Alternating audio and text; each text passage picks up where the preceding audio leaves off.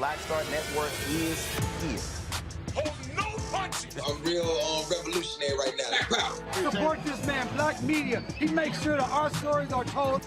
Thank you for being the voice of Black America, Roland. Stay black. I love y'all. All momentum we have now, we have to keep this going. The video looks phenomenal. See, there's a difference between Black Star Network and Black-owned media and something like CNN. You can't be Black-owned media and be scared. It's time to be smart. Bring your eyeballs home. You dig?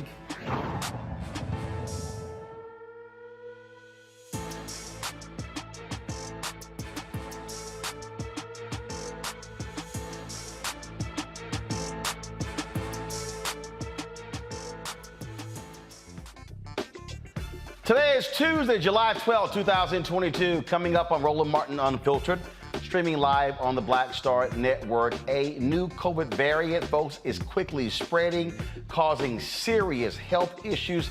Health experts are warning the variant is more contagious than previous strains. We'll talk to an expert to talk about what you need to know regarding the BA.5 variant, folks. It is no joke. A number of people I know who came back from Essence Festival came down with COVID, and they've been having significant issues.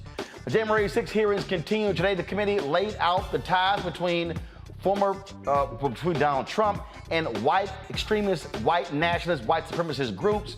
Folks, the testimony was shocking. And as the fight for reproductive rights carries on, we'll talk to Tonya Lewis Lee, director and producer for the documentary Aftershock, which takes a deep dive into the preventable maternal mortality crisis happening in America. Plus, our recap, some of the sights and sounds from the 2022 Essence Festival presented by Coca-Cola. We'll hear from the creators of the show, the Proud Family, as well as talk with a number of other individuals who were there. Some great stories, some great storyline, folks, and we'll have it all for you. It is time to bring the funk on Roland Martin Unfiltered on the Black Star Network. Let's go. He's got it. Whatever the miss, he's on it. Whatever it is, he's got the scoop, the fact, the find. And when it breaks, he's right on time and it's rolling. Best believe he's knowing. Putting it down from sports to news to politics. With entertainment just for kicks, he's rolling. It's on go, roll, y'all. It's Roland Martin, rolling with Roland now. He's funk, he's fresh, he's real, the best, you know he's Roland Martin now.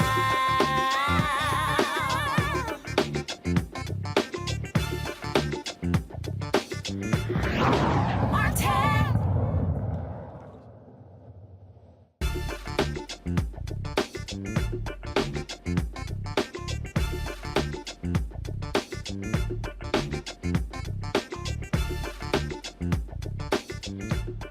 All right, folks, a new COVID variant is alerting the Biden administration, calling for folks to exercise renewed caution about the virus. The two new highly transmittable variants, BA.4 and BA.5, are spreading rapidly across the country. BA.4 and BA.5 are offshoots of the Omicron strain responsible for nearly all of the virus spread in the United States and are even more contagious than their predecessor. Now, again, folks are walking around as if COVID is all over, but it is not. Essence Festival pretty much became a super spreader event as a number of people have come down with COVID. I've talked to at least a dozen people who came back from New Orleans with COVID. Two of my staff members came down with COVID. Luckily, the rest of us did not. And folks, so to understand this variant and how easily transmittable it is, we're joined right now by Dr. Justin Turner. He's the CEO of Turner Care and the youngest and first Black person to be the Chief Medical Officer of Mississippi. Glad to have you back on the show, Doc. And so I was talking to some friends in Los Angeles this weekend, brothers and sisters. They were talking about how awful they were feeling, how bad it was. I saw this tweet where this one doctor said a lot of his MD friends were like, we're going to tough this thing out. It got so bad for them, they actually went and got Paxlovid. Another sister I talked to, she's in her early 30s. She could not get Paxlovid. They said because of her age, so they gave her a Z-Pack. But then I talked to a brother who got COVID in New Orleans. He's 70, and he said that he was prescribed Paxlovid. And so what is it about this BA4 and B5 strain that is so dangerous? Yeah, well, first of all, thanks so much for allowing me to come on the show today. So the BA4 and the BA5 is a new subvariant, and compared to the previous variants that we know that COVID has produced, this one appears to escape. It appears to not have the same ability to be improved from having a prior infection, because you have some patients who have had COVID in the past and they kind of built up this immunity, which kind of protected them for about 90 days or so. So we're seeing a lot of patients who are basically having reinfection and they're not having the same protection from the natural immunity. Even patients who've been vaccinated, we're seeing that these two particular variants are escaping that as well. So the protection that our nation has been afforded from either having a prior COVID infection or being vaccinated or being boosted, we're not seeing the same level. All right. Now, there still is some protection, but compared to all of the other variants, for whatever reason, the particular variants of the BA4 and the BA5 is not giving us the same protection. And I don't want to jump too far ahead, but right now, we have scientists that's working to try to work on a particular booster that specifically targets Omicron, which has more, things on the spike protein, which are allowing it to be more contagious. Now, the good news is we're not seeing the same level of deaths compared to before, but hospitalizations have increased, cases have increased. Matter of fact, hospitalizations have doubled since May. But like I said, on the good side, we're now seeing probably about 300 deaths a day compared to last winter, where we were seeing about 3,000 a day. So now, do you think that's because of the number of people who at least had 1 or 2 doses? Yeah, I think the latest studies show probably about a third of the United States have had, the first booster. Now, here in Mississippi, I'm not sure how it is in other places, we don't have the same level of urgency with getting the second booster as we did with the first booster, and we're not even seeing the same, or we didn't see the same level of urgency with the first booster as we saw with the first and second vaccination. I've had some patients that say, "Hey, look, I think I'm gonna wait on that. I think I'll be okay," and I'm asking them the same mindset that led you to get the first and the second vaccination. What's different about that same mindset to get boosted? Because what we do know is the current boosters that we have, it looks like the protection is only lasting about 4 months. And after about 4 months, the immunity, is appearing to wane down. And when you have new variants such as the BA4 and the BA5, which appear to be more contagious, is even more important to try to make sure that you get vaccinated. So one thing, Roland Martin, that I see is a lot of COVID fatigue. And I honestly see a lot of people who are tired. They feel as if COVID is improving or it's over. We've had like some of the restrictions were lifted. You don't have to test in and test out going, out of the country to everywhere now. You have certain things that have changed, and I think it's given a lot of people a false sense of security to think that things are over, things are better. But no, you can be tired, but COVID is not. And it's still here, and we still need to be, cautious. All right, so we don't have to be fearful, but we still need to be careful. Well, and I do think what you just described is real. Folks are kind of like, all right. I mean, once the federal judge stopped them from pushing the mask mandate on planes, folks are like, all right, I'm good. So, I mean, I was on the plane flying back from LA on Monday. I've flown a lot in the last month, and I can tell you the number of people who are just sitting on planes like it's no big deal, no mask whatsoever. And okay, that's fine. I get it. I mean, there have been times when places where I've gone where I didn't have my mask on. I had it with me. Depending upon the groups I was with, I might put it on, I might take it off. But here's the deal. I'm talking to people, and they're talking about how sick they have gotten. And as somebody who's had COVID twice, I'm just not interested in going through that crap again. Yeah, it does appear that these particular variants may they may penetrate the lungs more than what we saw before, and each variant has been different. We saw early on how a lot of people had loss of taste and smell, and I think in my practice with Omicron and what a lot of providers have seen here in Mississippi, Omicron kind of impacted the sinuses more. We had like so many patients who come in saying, "Look, doc, I just need my sinus shot. Let me get my Decadron. Give me some sinus medicine." And I'll probably say the second time I got it, it was back in May. It wasn't significant. It really was in the sinus. But again, I'm talking to folks right now, and they're talking about lungs, how this variant is going right after their lungs. Yeah, so we really just need people to be vigilant. If you have anything going on that's not normal, and here's the deal. With the new variants being like way more contagious compared to like the Delta variant and other ones before, man, you can spread this like wildfire through your family, at home, at church, or at a large indoor gathering before you even have symptoms.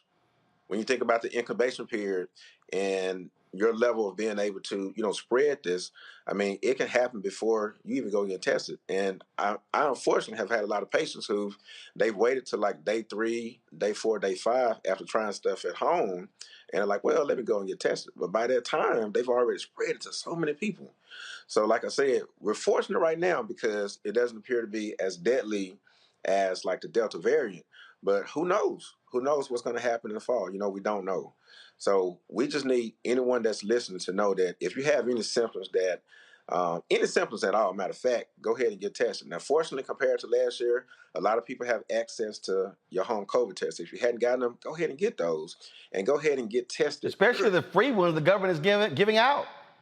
Exactly. It's like if it costs a whole bunch, we'd be complaining saying it's expensive, but it's free, and a lot of households are not even taking advantage of it, and that has saved so many different lives because those patients would probably be where? In my office, in the lobby, waiting to get tested and spreading it. But now they're at home, they're getting tested, they're calling me, and you brought up the Paxlovid. So this is also something that's different compared to last year.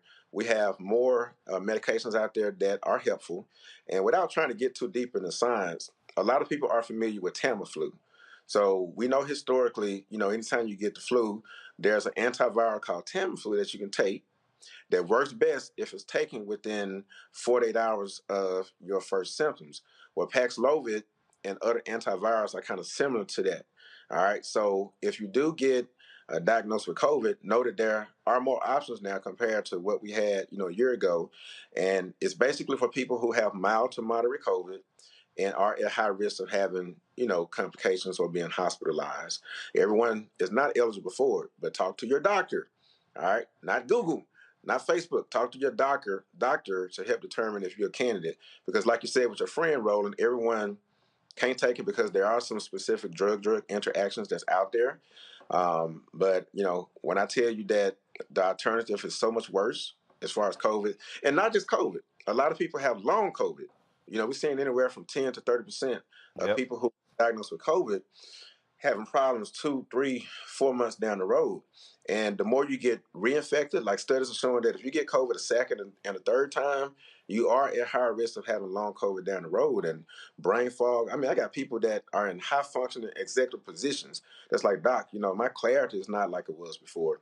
I'm having trouble leading my meetings. A lot of people are underestimating the totality of long COVID, but we see it, and it's not something that you want. So please get your booster if you're eligible for it. If you haven't been vaccinated, it's not too late. And just know that, do your part. Do your part.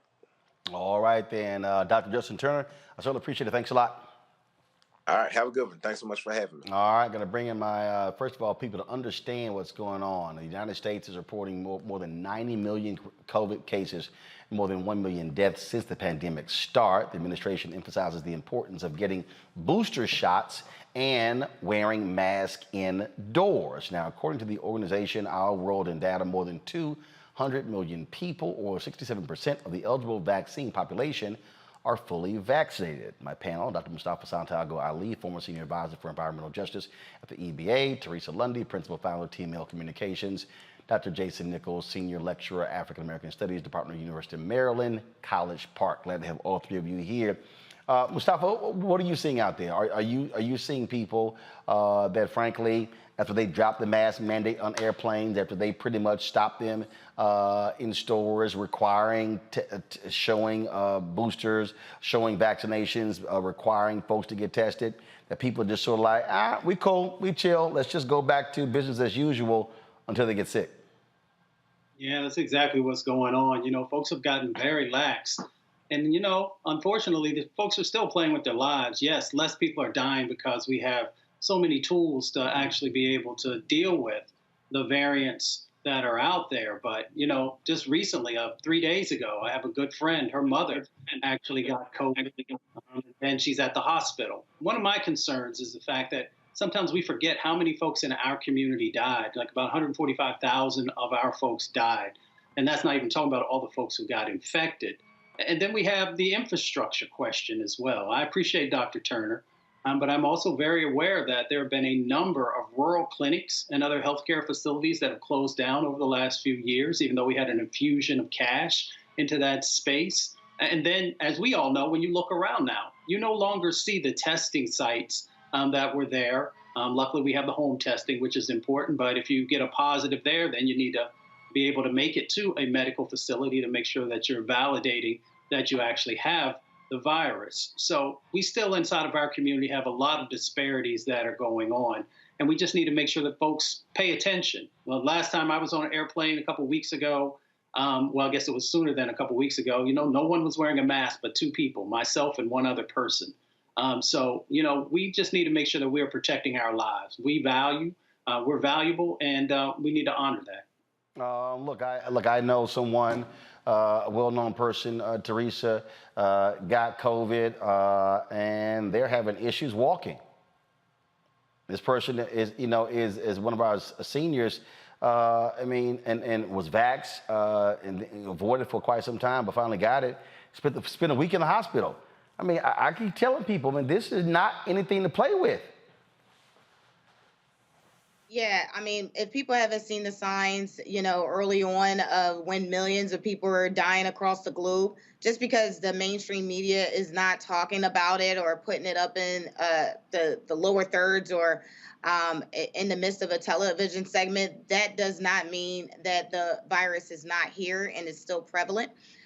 So look, you know, as I look at, you know, the apartment building even I'm living in, and I asked them, hey, are you going to put the sign up for us to make sure we're masked up even in these closed and tight spaces?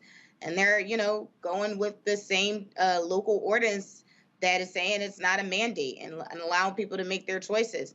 But as we know, the COVID variant has been just an uncomfortable factor for people.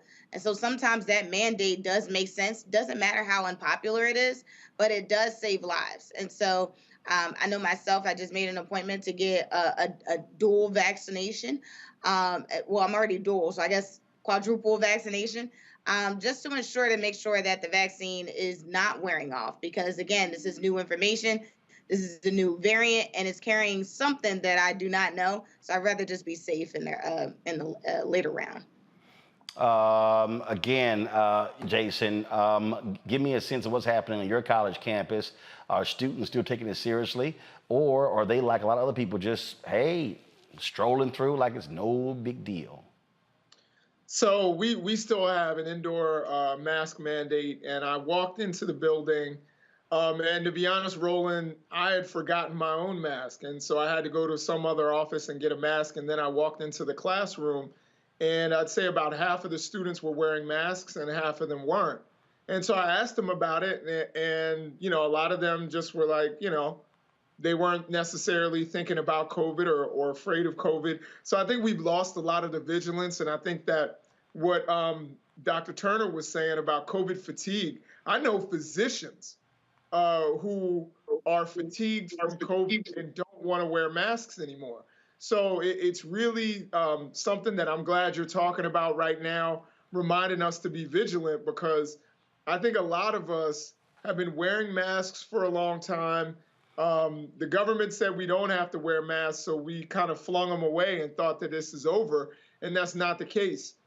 We need to remain vigilant. You know, I'm terrified after you said that one of your friends or your colleagues can't walk, or, you know, I'm terrified about going. I want to visit my grandmother, my 93-year-old grandmother. I want to visit her. And so I realize that I have to be vigilant right now in mask wearing. And, you know, I'm triple vaxxed, but not quadruple vaxxed. So I'll definitely consider getting that 4th shot. Again, folks, if y'all want to play around with this, be my guest. But trust me, you don't want to be one of those folks who's laid up and sick and go, damn, I should have listened, or I should have sat there and put the mask on. All right, y'all got to go to break. We come back. We're going to talk about today's January 6th committee. Now, we done told you these were some racist thugs. And the reason that they were so angry was because they didn't like that black people turned out in huge numbers in the 2020 election. Well, today's hearing showed you how these thugs partner with these white racist oath keepers to try to overthrow the results of the election. We'll discuss that next on Roland Martin Unfiltered on the Black Star Network. Don't forget to download the app. Apple phone, Android phone, Apple TV, Android TV, Roku, Amazon Fire TV, Xbox One, Samsung Smart TV. Also, if you want to join our Brain Defunct fan club, you can do so by sending a check or money order to P.O. Box 57196, Washington, D.C. 20037-0196. The Cash App is $RM Unfiltered. PayPal is R Martin Unfiltered. Venmo is RM Unfiltered. Zelle is Roland at RolandSMartin.com. Roland at RolandMartinUnfiltered.com. All the folks who give during the show, I'm going to give you a shout out. Speaking of shout outs, let me go ahead and shout out the people who've actually sent in checks and money orders. Yvonne Magwood, Diane and Michael Jefferson, Brenda Witherspoon, Betty Saucer, W. Smith, Sandy Royster, Carnelia Blagrove, Irvin Camp, Nancy Sims, Donna McAdoo Kelly, Tracy Chapman, Phyllis Goodwin, Ken Davis, Anthony Steele, Cynthia Patton, E.R. Wilson, Thomas Lee Shearer Sr., Jaquez Baruch, Don Jones, Pamela Morgan, Gaynell Lewis, Moses J. Cooper, Titus Hughes, Catherine Rose, Rayford Crowder, Lula Flowers, Lucille Santos, Elliot Newton, Lester Hawthorne, Jerry Harper, Alfonso Strong, Cheryl Taylor, N.J. Piles, Maxine Williams Gaboizo, M. Banks, Patrick Ellis, Kelly Parker, Pamela Williams, Taft Hall, Eddie Baggs, and Norma Mashore, Henry Shelby Jr., Florentina Coles, Diane Riley, Vivian Washington, Clyde and Robin Hilliard, as well as Sherry Taylor. And all of y'all who are watching on YouTube and Facebook, y'all, hit the like button. Don't take long. It ain't that hard. So some of y'all be riding for free. All you gotta do is hit the like button. And so right now, we got more than 1,000 watching right there on YouTube. Only 316 likes.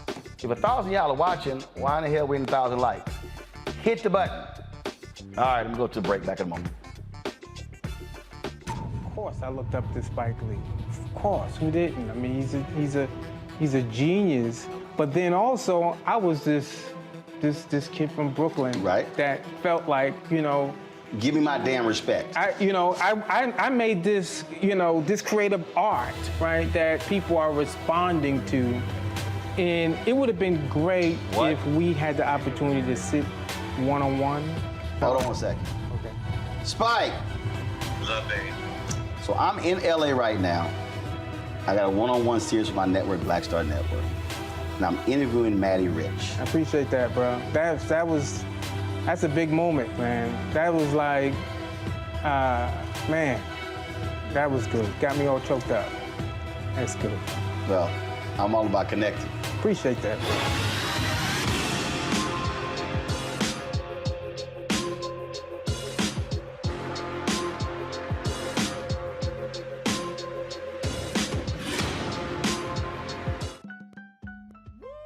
We're all impacted by the culture, whether we know it or not. From politics to music and entertainment, it's a huge part of our lives, and we're going to talk about it every day right here on The Culture with me, Faraji Muhammad, only on the Black Star Network. Hey, I'm Antonique Smith. Hello, everyone. It's Kiara Sheard. Hey, I'm Taj. I'm Coco. And I'm Lily. And we're SWV. What's up, y'all? It's Ryan Destiny, and you're watching Roland Martin Unfiltered.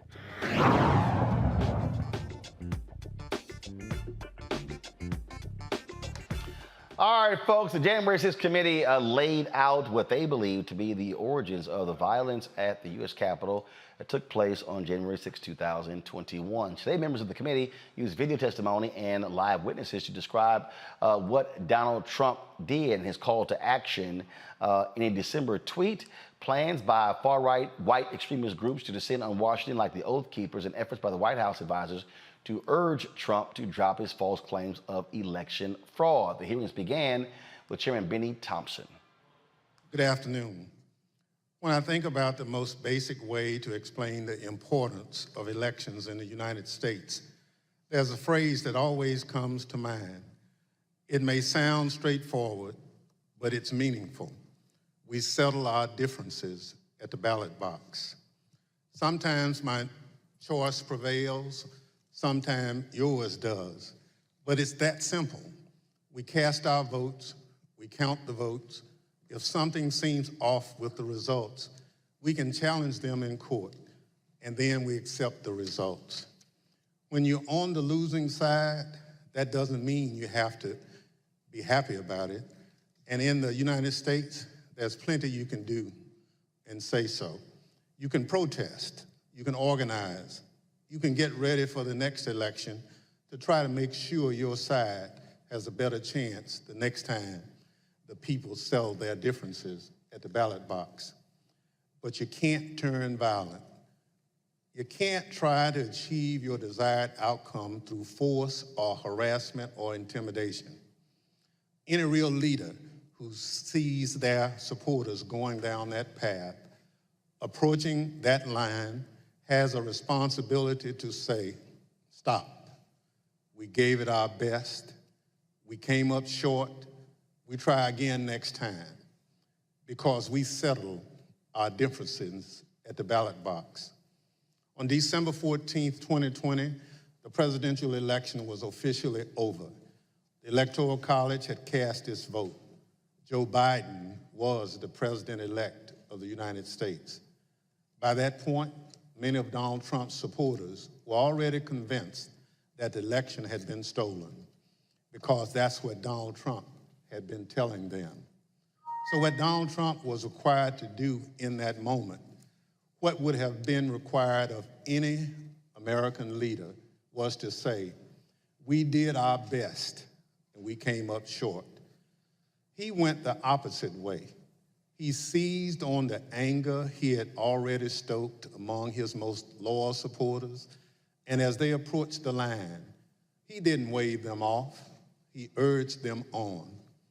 Today, the committee will explain how, as a part of his last-ditch effort to overturn the election and block the transfer of power, Donald Trump summoned a mob to Washington, D.C., and ultimately spurred that mob to wage a violent attack on our democracy.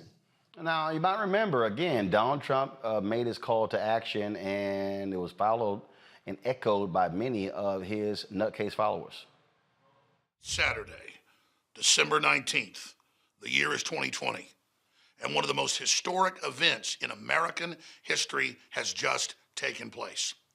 President Trump, in the early morning hours today, tweeted that he wants the American people to march on Washington, D.C. on January 6, 2021. And now Donald Trump is calling on his supporters to descend on Washington, D.C., January 6th. He is now calling on we, the people, to take action and to show our numbers. We're going to only be saved by millions of Americans moving to Washington, occupying the entire area, if necessary, storming right into the Capitol. You know, we know the rules of engagement. If you have enough people, you can push down any kind of a fence or a wall. This could be Trump's last stand. And it's a time when he has specifically called on his supporters to arrive in D.C. That's something that may actually be the big push Trump supporters need to say, this is it. It's now or never. You better understand something, son. You better understand something. Red wave, bitch. Red wave. This is going to be a red wedding going down January 6th. On that day, Trump says, show up for a protest it's going to be wild. And based on what we've already seen from the previous events, I think Trump is absolutely correct. Motherfucker, you better look outside. You better look out. January 6th, kick that fucking door open, look down the street. There's going to be 1 million plus geeked up armed Americans. The time for games is over. The time for action is now. Where were you when history called? Where were you when you and your children's destiny and future was on the line? We know where you were, getting ready to go to jail. Now, Congresswoman Liz Cheney, she said, can we stop this idea that Donald Trump is like a little child, didn't know what was going on? She says, nah, that thug was responsible. This appears to have changed the strategy for defending Donald Trump. Now the argument seems to be that President Trump was manipulated by others outside the administration, that he was persuaded to ignore his closest advisors, and that he was incapable of telling right from wrong. This new strategy is to try to blame only John Eastman or Sidney Powell or Congressman Scott Perry or others, and not President Trump. In this version, the president was, quote, poorly served by these outside advisors. The strategy is to blame people his advisors called, quote, the crazies for what Donald Trump did. This, of course, is nonsense. President Trump is a 76-year-old man. He is not an impressionable child. Just like everyone else in our country, he is responsible for his own actions and his own choices. More like a 76-year-old child. Now, there was a Twitter whistleblower who said, you know what? If it was anybody else but this fool, they would have been kicked off that platform. What was your gut feeling on the night of January 5th? I believe I sent a Slack message to someone that said something along the lines of, when people are shooting each other tomorrow, I will try and rest in the knowledge that we tried. And so I went to, I don't know that I slept that night, to be honest with you. I was on pins and needles because, again, for months, I had been begging and anticipating and attempting to raise the reality that if we made no intervention into what I saw occurring, people were going to die. And on January 5th, I realized no intervention was coming. And even as hard as I had tried to create one or implement one, there was nothing, and we were at the whims and the mercy of a violent crowd that was locked and loaded. And just for the record, this was content that was echoing statements by the former president, but also Proud Boys and other known violent extremist groups. Yeah. Now, folks, Congressman Jamie Raskin really sort of just laid out in full detail what was taking place leading up to January 6th, especially in this crazy nutcase meeting that took place in the White House on December 18th. The startling conclusion is this: even an agreed upon complete lack of evidence could not stop President Trump, Mark Meadows, and their allies from trying to overturn the results of a free and fair election. So let's return to that meeting at the White House on the evening of December 18. That night, a group showed up at the White House, including Sidney Powell, retired Lieutenant General Michael Flynn, and former Overstock.com CEO Patrick Byrne. After gaining access to the building from a junior White House staffer, the group made their way to the Oval Office. They were able to speak with the president by himself for some time until White House officials learned of the meeting. What ensued was a heated and profane clash between this group and President Trump's White House advisors, who traded personal insults, accusations of disloyalty to the president, and even challenges to physically fight. The meeting would last over 6 hours, beginning here in the Oval Office, moving around the West Wing, and many hours later, ending up in the president's private residence. The Select Committee has spoken with 6 of the participants, as well as staffers who could hear the screaming from outside the Oval Office. What took place next is best told in their own words, as you will see from this video. Did you believe that it was going to work, that you were going to be able to get to see the president without an appointment? I had no idea. In fact, you did get to see the president without an appointment. We did. How much time did you have alone with the president? And I say alone, you had other people with you, but right from his aides before the crowd came running? Probably no more than 10 or 15 minutes. Was in that... I bet Pat Cipollone set a new land speed record. I got a call either from Molly or that I need to get to the Oval Office. So that was the first point that I had recognized. Okay, there was nobody in there from the White House. Mark's gone. What's going on right now? I opened the door and I walked in. I saw General Flynn. I saw Sidney Powell sitting there. I was not happy to see the people in the Oval Office. Explain why. Well, again, I don't think they were providing. Well, first of all, the overstock person, I've never knew who this guy was. Actually, the first thing I did, I walked in, I looked at him, and I said, "Who are you?" And he told me. I don't think any of these people were providing the president with good advice, and so I didn't understand how they had gotten in. In the short period of time that you had with the president, did he seem receptive to the presentation that you were making? He was very interested in hearing particularly about the CISA finding and the terms of 13848 that apparently nobody else had bothered to inform him of.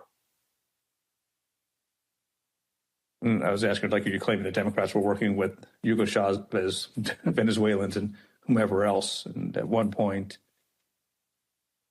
General Flynn took out a diagram that supposedly showed IP addresses all over the world, and who was communicating with whom via the machines, and some comment about like Nest thermostats being hooked up to the internet.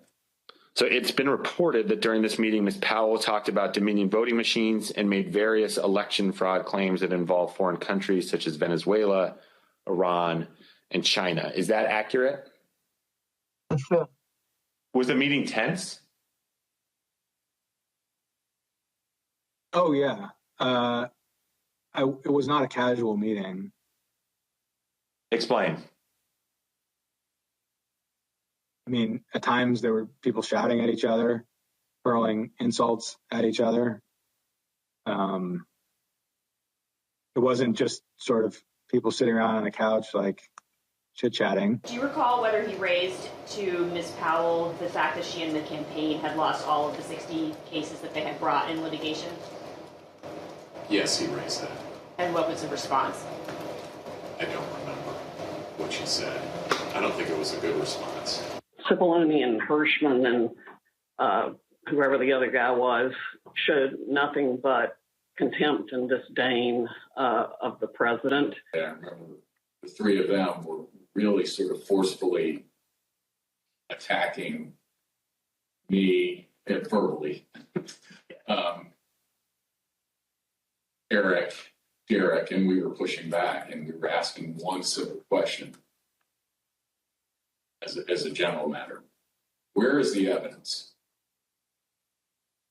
So, what response did you get when you asked Ms. Powell and her colleagues, where's the evidence? A variety of responses based on my current recollection, including, can't believe you would say something like, things like this, like, what do you mean, where's the evidence? You should know, and things like that, or, a disregard, I would say, a general disregard for the importance of actually backing up what you say with facts. And, then there was discussion of, well, we don't have it now, but we will have it or whatever.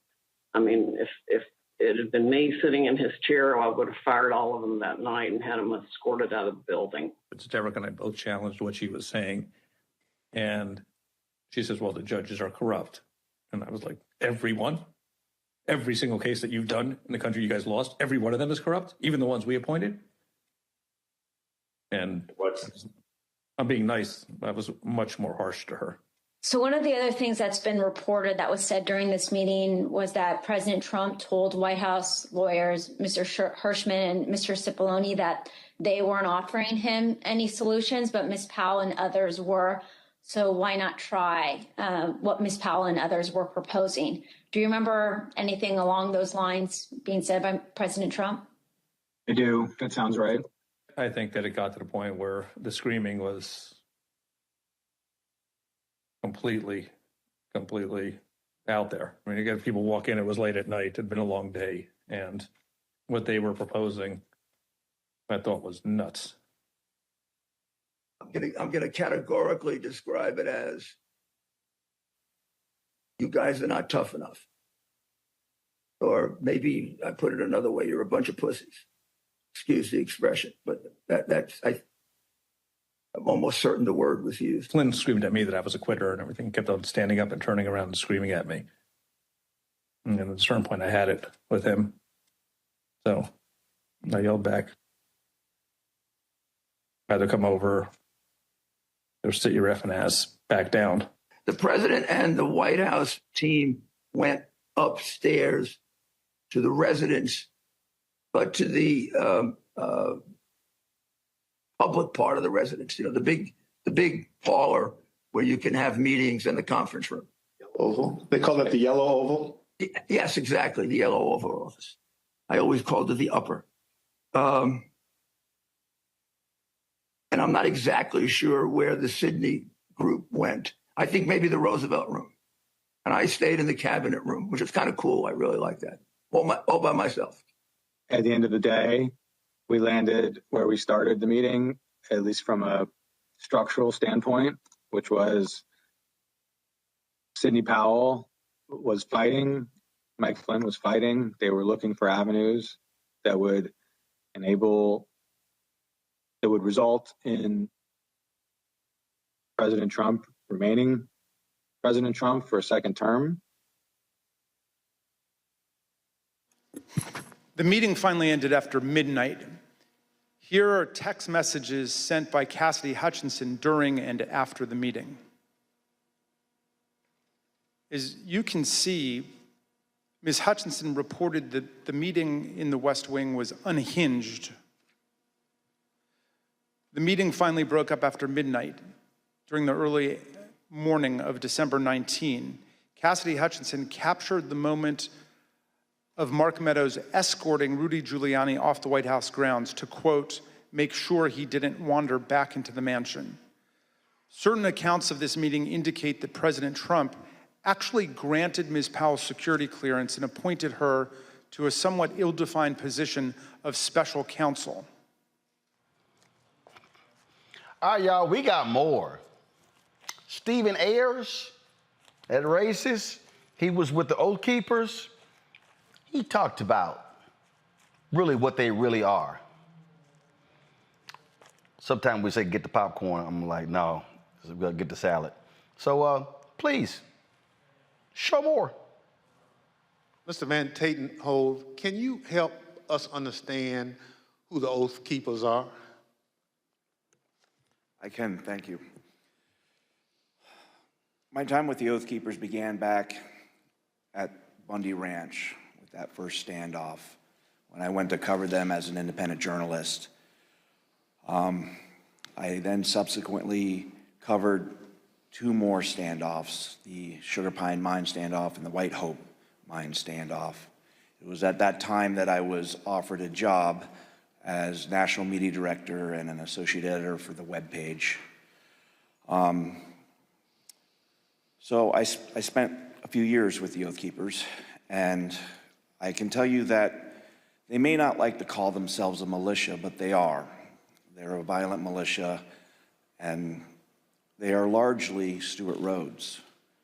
And I think, rather than try to use words, I think the best illustration for what the Oath Keepers are happened January 6th, when we saw that stacked military formation going up the stairs of our Capitol. I saw radicalization that started with my beginning of my time with them and continued over a period of time as the member base and who it was that Stuart Rhodes was courting drifted further and further right into the alt-right world, into white nationalists, and even straight up racists. And it came to a point where I could no longer continue to work for them. But the Oath Keepers are a dangerous militia that is in large part fed by the ego and drive of Stuart Rhodes, who at times seemed to see himself as this paramilitary leader. I think that drove a lot of it.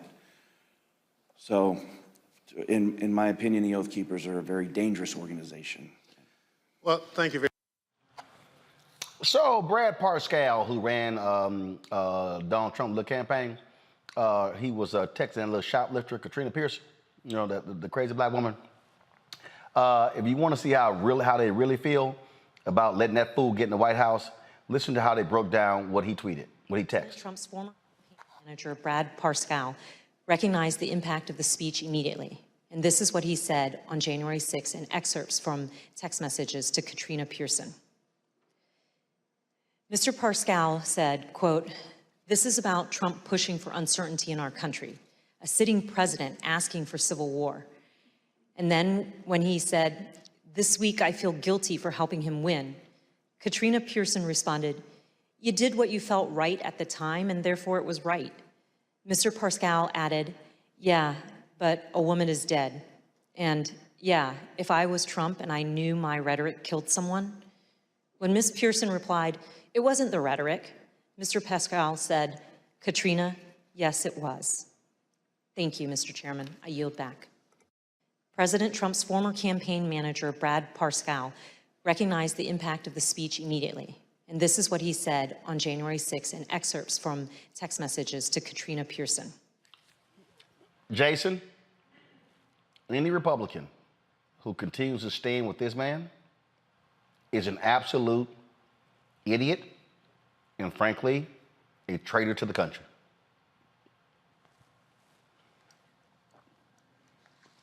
You're on mute. I agree 100%.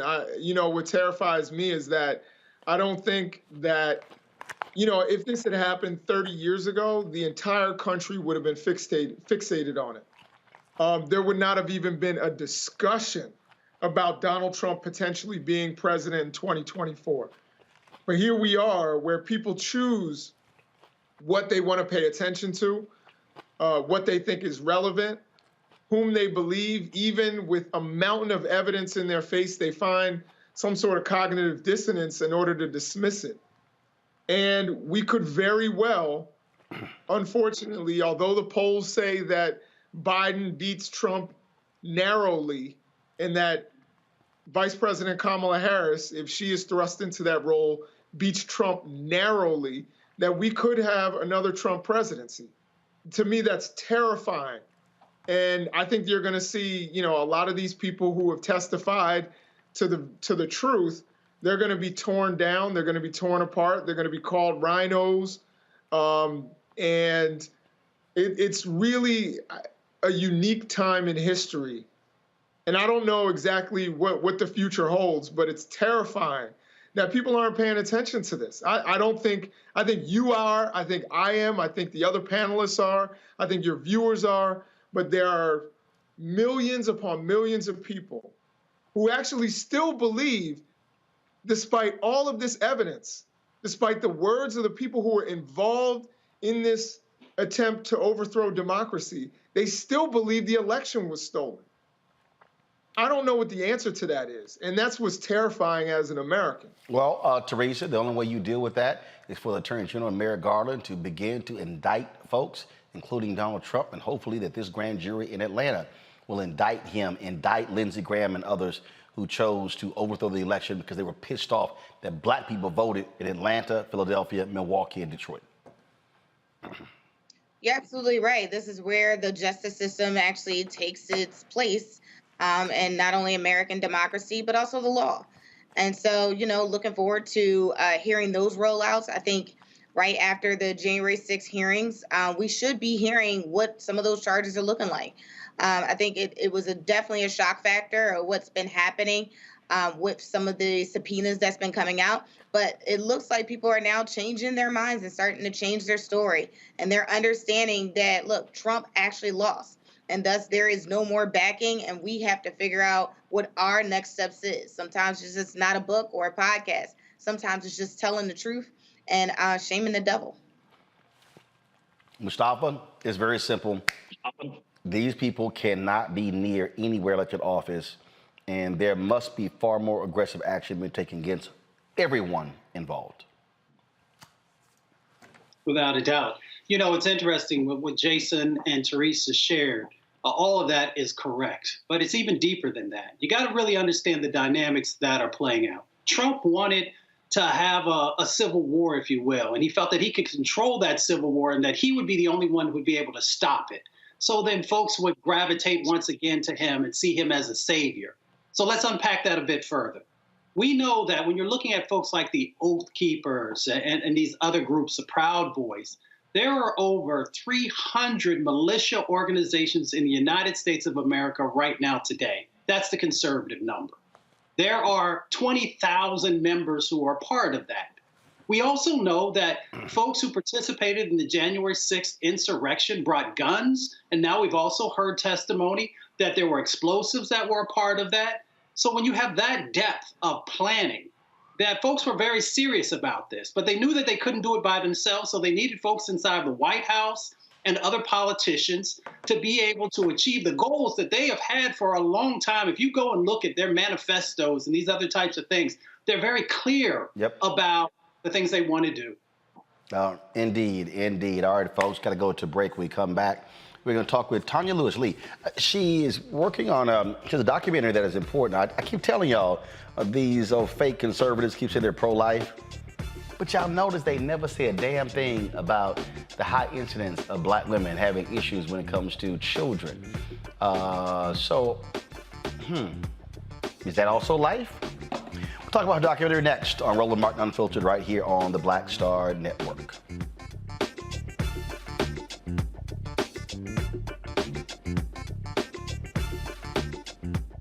Hi, I'm Dr. Jackie Hood Martin, and I have a question for you. Ever feel as if your life is teetering and the weight and pressure of the world is consistently on your shoulders? Well, let me tell you, living a balanced life isn't easy. Join me each Tuesday on Black Star Network for A Balanced Life with Dr. Jackie. We'll laugh together, cry together, pull ourselves together, and cheer each other on. So join me for new shows each Tuesday on Black Star Network, A Balanced Life with Dr. Jackie.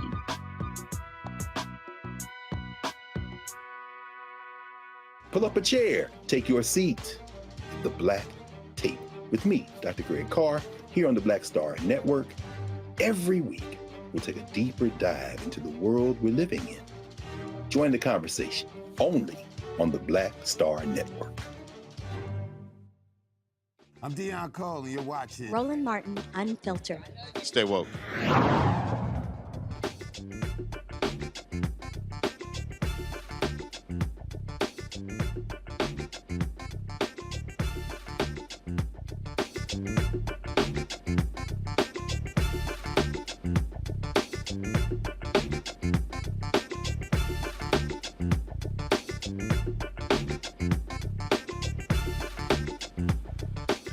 The Supreme Court's decision to leave abortion to states amplifies the disparities in black women and reproductive health. Now, Tonya Lewis Lee, co-director, producer, she's a documentary called Aftershock. It looks at the preventable maternal mortality crisis in America from an often overlooked perspective, what a family experiences after the death of a mother. Check out the trailer.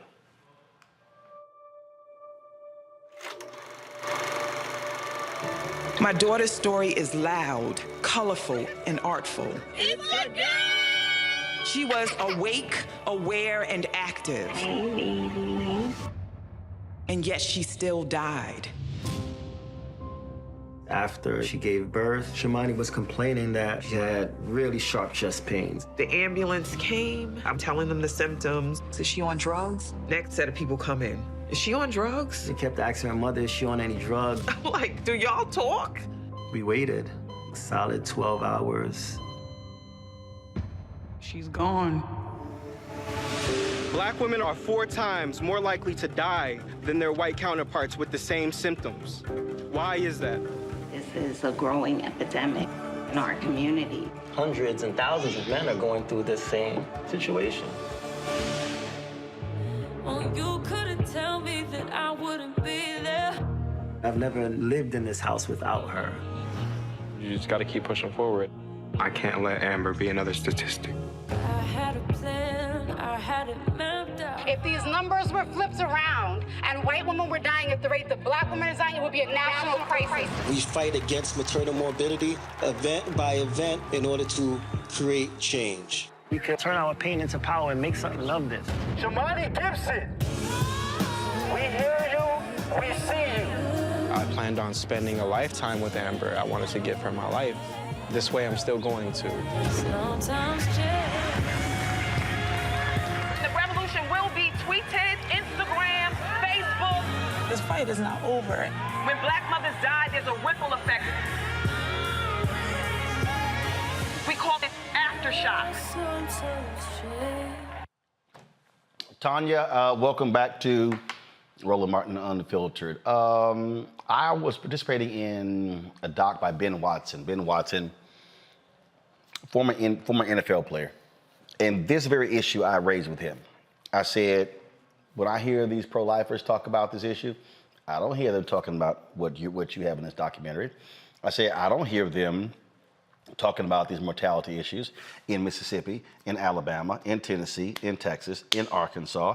I said, it's not coming up. I said, so y'all ain't pro-life. I said, they anti-abortion. And I challenged Eric Erickson on this very issue on Twitter as well. I was like, Eric, please let me know what all of you conservatives, all of you Christian conservatives are going to be talking about black women and the issues they're having when it comes to childbirth. Why y'all so quiet? No response. Not a surprise. I mean, and it's so disappointing. I mean, you look at the black maternal rate here in the United States, black women dying 3 to 4 times the rate of white women, but white women really not doing that well compared to their counterparts in European countries. And Roland, when you talk about the pro-life people, I mean, the infant mortality rate is an abomination in this country. Black babies dying at 3 to 4 times the rate of white babies. Where are they in that conversation? So what are they talking about really when they're talking about life? This is life. Mothers being healthy and being supported when they give birth, having the best health care possible. Because if you're really worried about a baby, you need to be worried about the health of a mother and the health of a woman. When we look at these stories here, were cameras, I was seeing footage here, were cameras embedded with some of these families where eventually the mom died, or were you using archival footage that they shot? How was this put together? Yeah, it was. We had the good fortune that Shamani Gibson passed away in October 2019, and her sister is an aspiring filmmaker, and so she just filmed the family on a day-to-day regular basis. So we had amazing archival footage from Shamani, thanks to Jasmine, and we had a little bit from Bruce as well. But it's interesting you ask about cameras because we did shoot this during COVID as well. And so, you know, we did end up giving iPhones to Omari, Bruce, and Shawnee to film themselves when we couldn't be out there working. Now, that was a Senate Judiciary Committee hearing today that dealt with the issue of abortion. And during that hearing, Senator Cory Booker actually raised this very issue about the lack of attention when it comes to maternal health care. Folks, roll it. Many of the states moving to create the most restrictive bans on abortion are the very states that aren't doing the things that are obvious to lower the rates of maternal death, like expanding Medicaid. And so this argument that they value life by not providing access to contraception, by not expanding Medicaid, their states have some of the worst records for women dying in pregnancy-related causes. It seems rank hypocrisy to me, and especially as it affects African-American women who die 3 times more. And all of those Republicans on the panel were silent. It really is something else. I mean, look, I guess their silence is telling us how they feel. And I think the good news is that people like Senator Cory Booker, he has been really a champion of the momnibus bills that have been moving through Congress. He has been on the forefront talking about maternal mortality. Vice President Harris, before she became vice president, was working. Representative Lauren Underwood has been working. So, you know, it's almost like a save ourselves kind of situation that we're in. Questions from my panelists. Teresa, you're first. Yeah, thank you so much for bringing this one to the world. I think it has been brought to some people's attention, but keeping it out there is definitely something that has to be done. So I think one of my questions is, you know, what can we do, one, to support this project? And it looks like July 19th is when it premieres. So, you know, tell us about, you know, what maybe the rollout looks like. Yeah, thank you for that. And look, I agree. It's important that we keep the conversation going so people know. But I want to say the film is also about solutions. It's not just about telling us that there is a problem. There is a problem, but there are solutions to this problem. There are things that we can do to bring down the U.S. maternal mortality rate, which is discussed in the film. So July 19th, the film comes out on Hulu, so I hope people watch. I hope there's lots of conversation. Bruce McIntyre and Omari Maynard, who are featured in the film, they are the partners of 2 women who have passed away, are activated, doing amazing work in our community. And if you go to our website, aftershockdocumentary.com, you can find a link to Save a Rose Foundation and the ARIA Foundation to support the wonderful community work that they're doing to improve birth outcomes for everyone. Jason. Yes, again, thank you so much for doing this. And I guess I want to kind of ask a little bit about the organizations that are involved in this work. Are you finding that they're having fundraising trouble, and are they, you know, you're starting to get the message out there farther, but how is it in terms of functionally moving this movement forward? Because I think a lot of Americans may not be aware of it.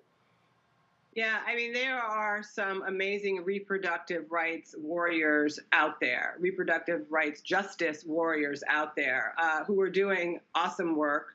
Yes, they need resources and support, and they need to be amplified and lifted up. And that's part of what we're trying to do with the film, to raise awareness about the work that's being done on the ground from individuals, because this is a situation that will be solved from the people on the ground.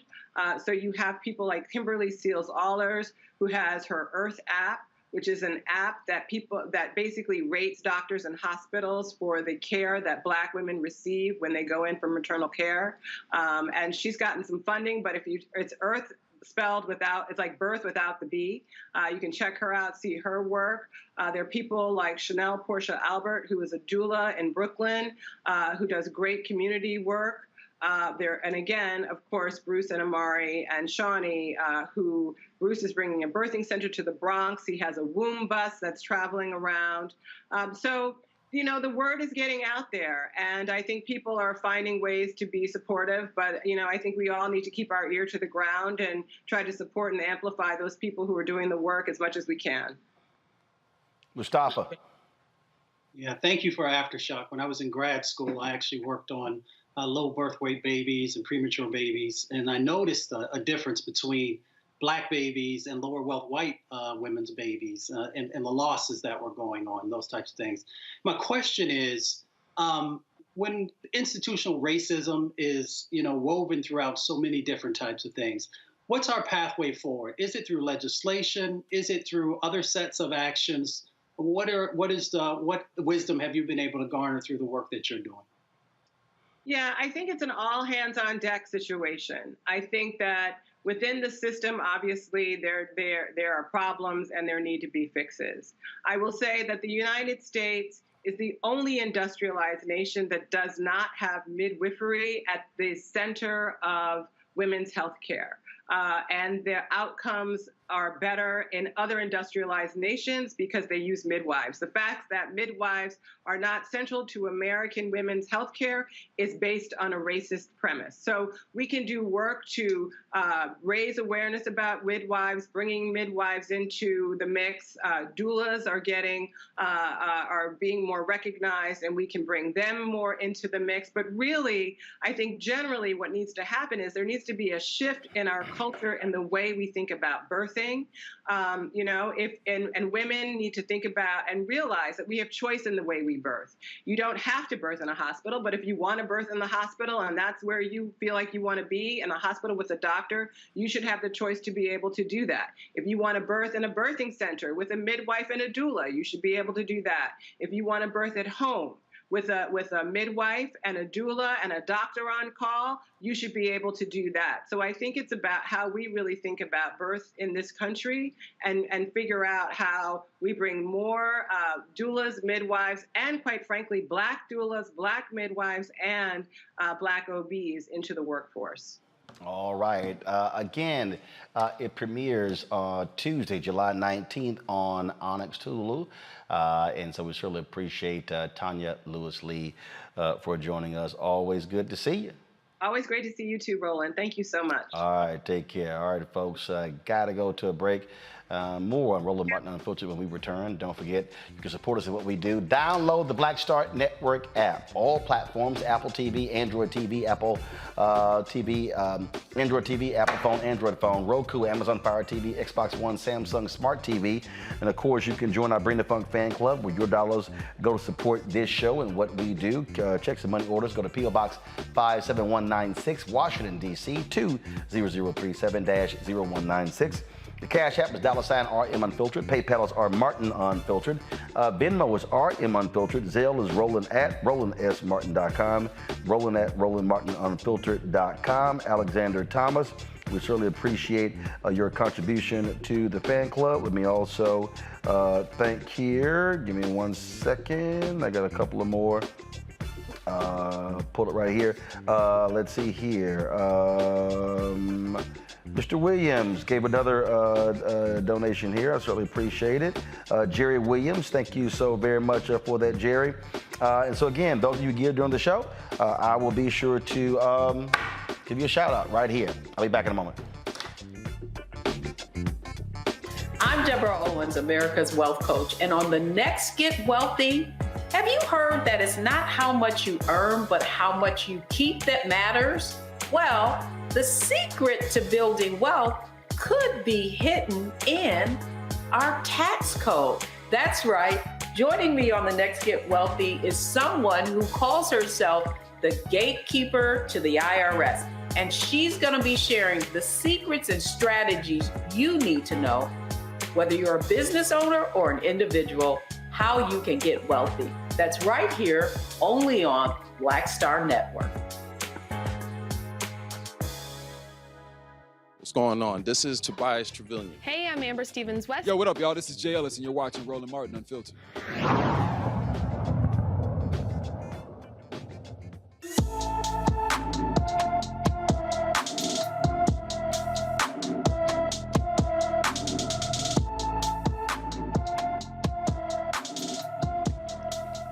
All right, folks, Jeanette Miller has been missing from Houston since July 2nd. The 15-year-old is 5 feet 3 inches tall, weighs 120 pounds, with black hair and brown eyes.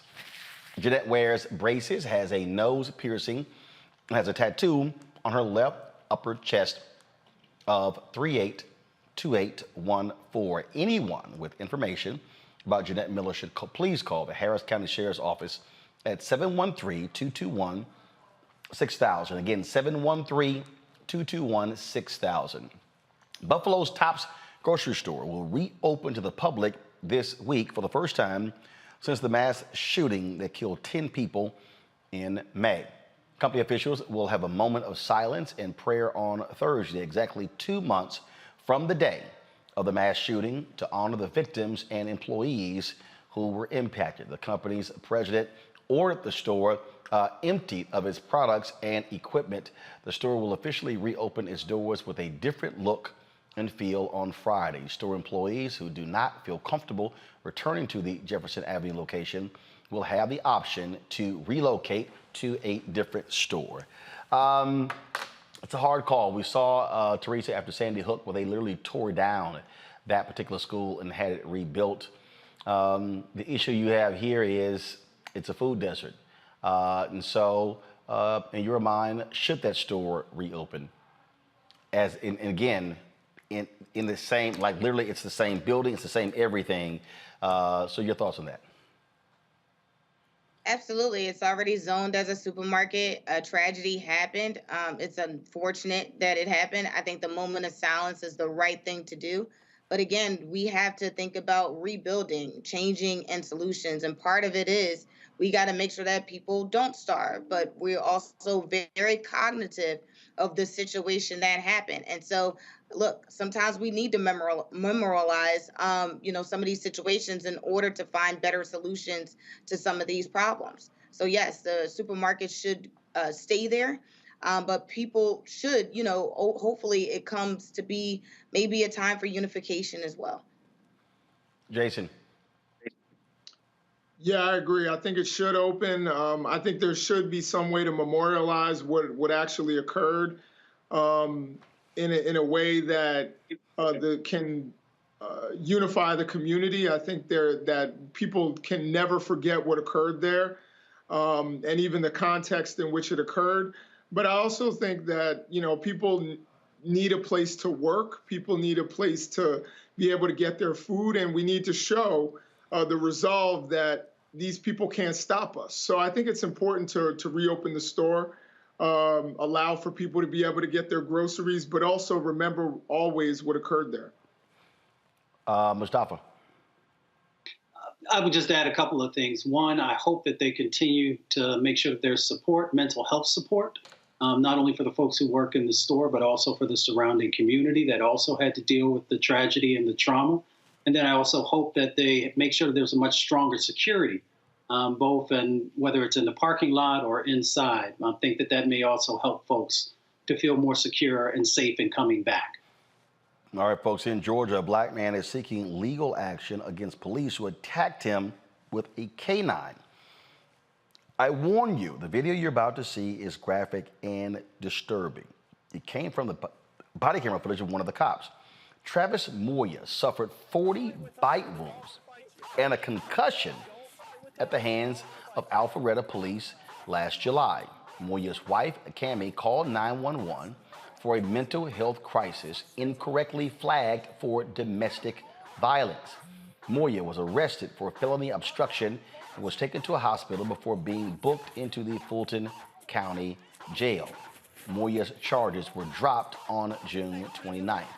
Moya alleges that he has been unable to get a job because of the charge and faces emotional and physical distress. Moya's attorney, L. Chris Stewart, is seeking damages from the Alpharetta Police Department on his behalf for the wrongful arrest and assault. I'm just quite trying to understand here. I'm looking at here 1, 2, 3 cops dealing with him. Mustafa, why in the hell would you need a canine sitting here ripping at this man, and his fourth cop is literally, I'm looking at 3 cops. 3 cops. As we've often shared on this show, everybody shouldn't be a police officer, and this is an example once again. So one, the canine officer, if he had the proper training, he knows the commands to actually get the dog to stop. First of all, he shouldn't have had the dog that close. He didn't need to be that close to the brother who's right there. And then you also know that we've talked about that there are other police departments across the country who make sure that they have someone who's there with a psychological background, a social work background for these types of things. Yes, it was, put into the system incorrectly, but I'm sure that the sister shared with them what the issue was, and that it wasn't a domestic abuse thing. This is so reminiscent also, especially there in Georgia, of how those German shepherds used to attack our folks during the civil rights movement. So there are all these different dynamics, but it all goes back to these police officers. I'm not even going to say they don't have the proper training. They haven't followed the procedures that they're supposed to follow in that type of a situation. So it's crazy, Jason. You got 3 cops that got this guy on the ground, 3 cops that are trying to handcuff him, and you need a dog to sit here and almost rip the guy's shoulder out. Yeah, it absolutely makes no sense. I don't. First of all, I want to echo everything that Mustafa said, particularly about mental health services, about police officers who are not trained to deal with these types of situations where someone is having a mental health crisis. You need to have someone on scene who can deal with that kind of crisis. And yes, we do recognize that it was put in the system the wrong way, but they could recognize once they got there that that was the situation. I think that this is a training issue, not only for the officer and also for the dog. It looks to me, I'm not certain, but it looks as if he's trying to get the dog off of the man, but he can't do it. And so if that's the case, and your dog is not well trained, and the officer is not trained in the commands, then you've got a training issue. So I think that this is just problematic on so many different levels. I hope that that family is compensated the way that they need to be compensated, and that the proper changes are made in that police department. Teresa? I'm just so disgusted. Like every time you guys keep showing this video, I'm getting disgusted by the second. It is so just distasteful.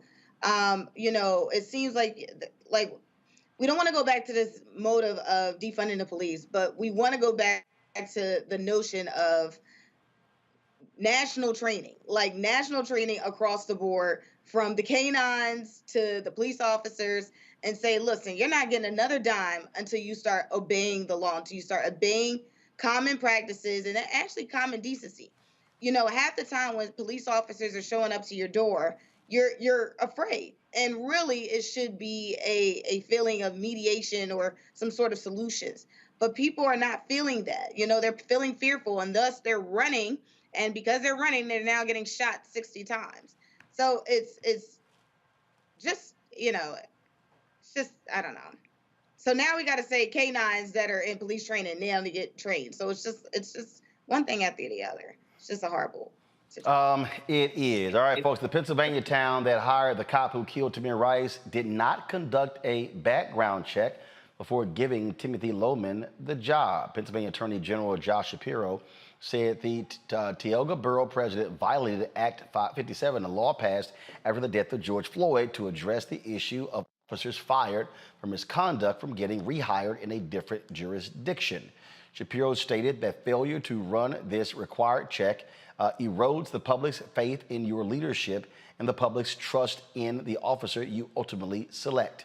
Loman resigned from his role as Tioga's lone police officer on Thursday after being sworn in on Tuesday due to the various pressure. Well, thank goodness for that. And here's my whole deal. What's the repercussions, Teresa, for folks just ignoring the law? Well, it's interesting. The folks that are ignoring the law is the law. So, okay. Yeah, look, Josh Shapiro made a right call, but how many other calls, where individuals seem like they're just getting by on the buddy system that are in these police uniforms or in uniform in general without background checks. They say background checks are mandatory. It needs to start with inside the institution and not found out later down the line when an issue happens. Jason? Yeah, I mean, this is kind of typical, and glad that it was caught. Police officers who commit crimes should not be able to leave and go a county over, 2 counties over, and get rehired. And to me, that we can sit here and say Josh Shapiro did the right thing, but I think that there should be something that should flag those kinds of issues before they even occur, so that the guy never gets sworn in. I mean, he got sworn in, he was in there for 48 hours. Who knows, what kind of damage could have been done even in that short amount of time. So we need to flag these kinds of things before they actually happen. Mustafa. They should do a background check across the country for everyone who's in law enforcement. And the reason for that is that they literally have your life in their hands each and every day. If you're a federal employee, you got to go through a background check. If they find out something, then that means you no longer get that job. So if we want to be able to have trust in law enforcement, then that means we have to be able to trust that folks have done the proper due diligence to make sure that these individuals are fit for that job. Agree 100%. Mustafa, Teresa, and Jason, I appreciate all three of you being on our panel today. Thank you so very much. Folks, coming up next, we will have our Essence recap. Talk with Tammy Roman about her new show. Also, Critter Fixers, a show on National Geographic. We'll also hear from a number of others. Folks, there's all kind of stuff we were able to capture there, and so we got it for you. Coming up next, hey, on YouTube, y'all, hit the like button. Okay, while we're at 845 likes, we should easily be at 1,000. This ain't that hard. Just click like. That's all you gotta do. Facebook Facebook do the exact same thing, like and share. All right, folks, going to a break. I'll be right back on Roland Martin Unfiltered on the Black Star Network.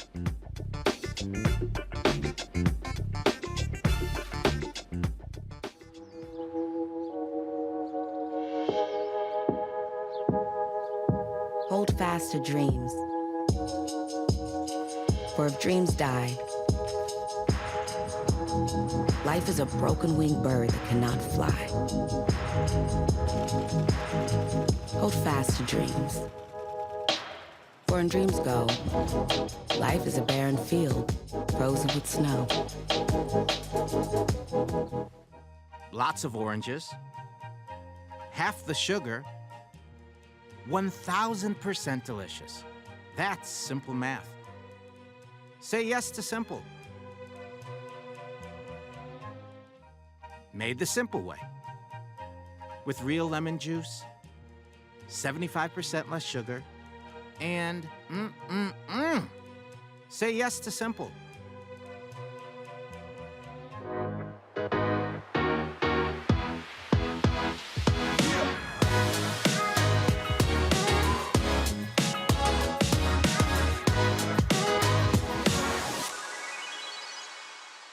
I'm Dr. Robin B., pharmacist and fitness coach, and you're watching Black Star Network.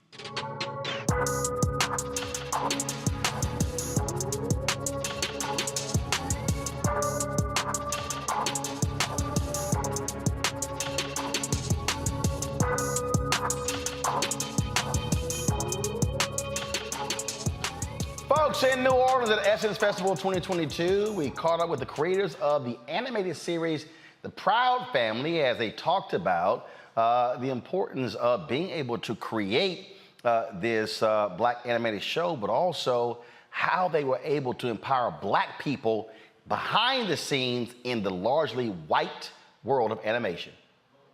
All right, so gents, how different is doing animation, with this as opposed to dealing with regular folks on the screen? Is it a different creative process? Is it a different shooting process? And what makes it so unique?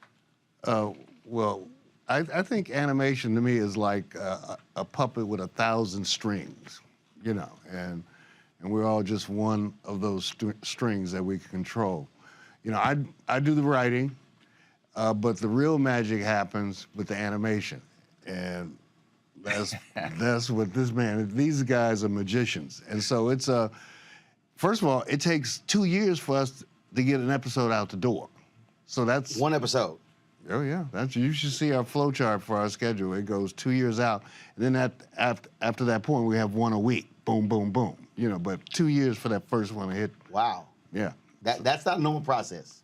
Now, it's always the process with animation. That's why you always... No, meaning when we think about traditional television shows or movies. Oh, no, it's quicker. Yeah, because you got a camera and you shoot live and pump the editing room, throw some effects, bam. But for us, it's meticulously frame by frame. It's like, because we're creating something from completely nothing. And we're making you believe in who those characters are. We're making you believe that they exist in this world. And the words that are coming out of their mouth that are telling the story, we make you believe that that's real, and we're adding all the sentiment, all the humor, all the heart, you know, and that's where, you know, I mean, that's how we work. Yeah. It's like that's the great thing about how we put all this stuff together synergistically is that, you know, Ralph is a master storytelling guru, and we as artists, we always love that stuff. Like, you know, we lean into that heavily when we see a great story with great characters. That's what we do this for. Now, how does it work? Because if you're shooting normal, okay, we shoot that scene. You can't go, hey man, I ain't like what y'all just did. Hey, look, man, that's gonna be 4 months. So before y'all get to your part, y'all got to be on the same page. Right. Yeah, exactly. So we generate, look, we do all the things. We bring the actors in, we record the voices.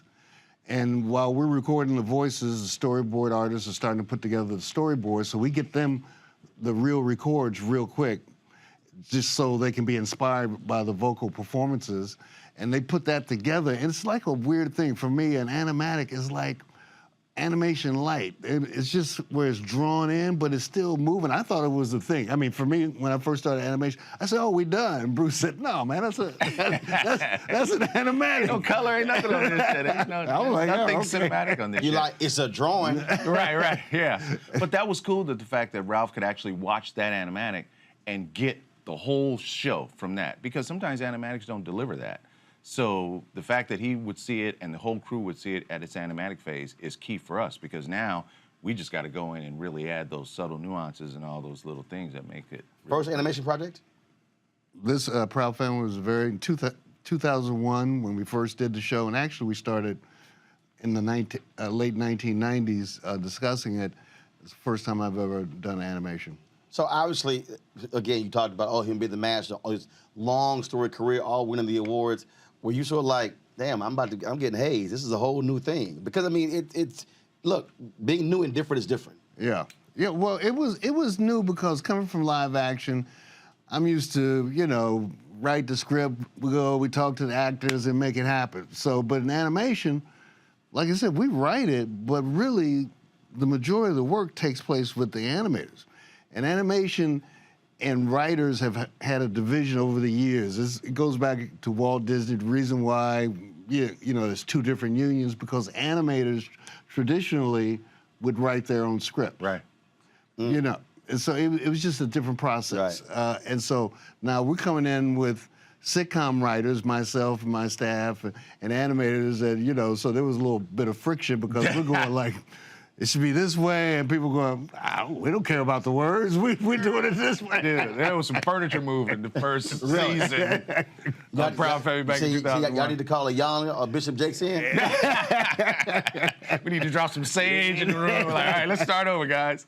But no, that was the beauty of it. I mean, for me, that's the reason why I wanted Ralph on this, because he had never done this before. So it's going to be a brand new process that I knew was a necessary injection to really make this show authentic and breathe to our people. Right. Because, like, you know, it's like Ralph has worked on projects that we know, you know, that is pure blackness in the community.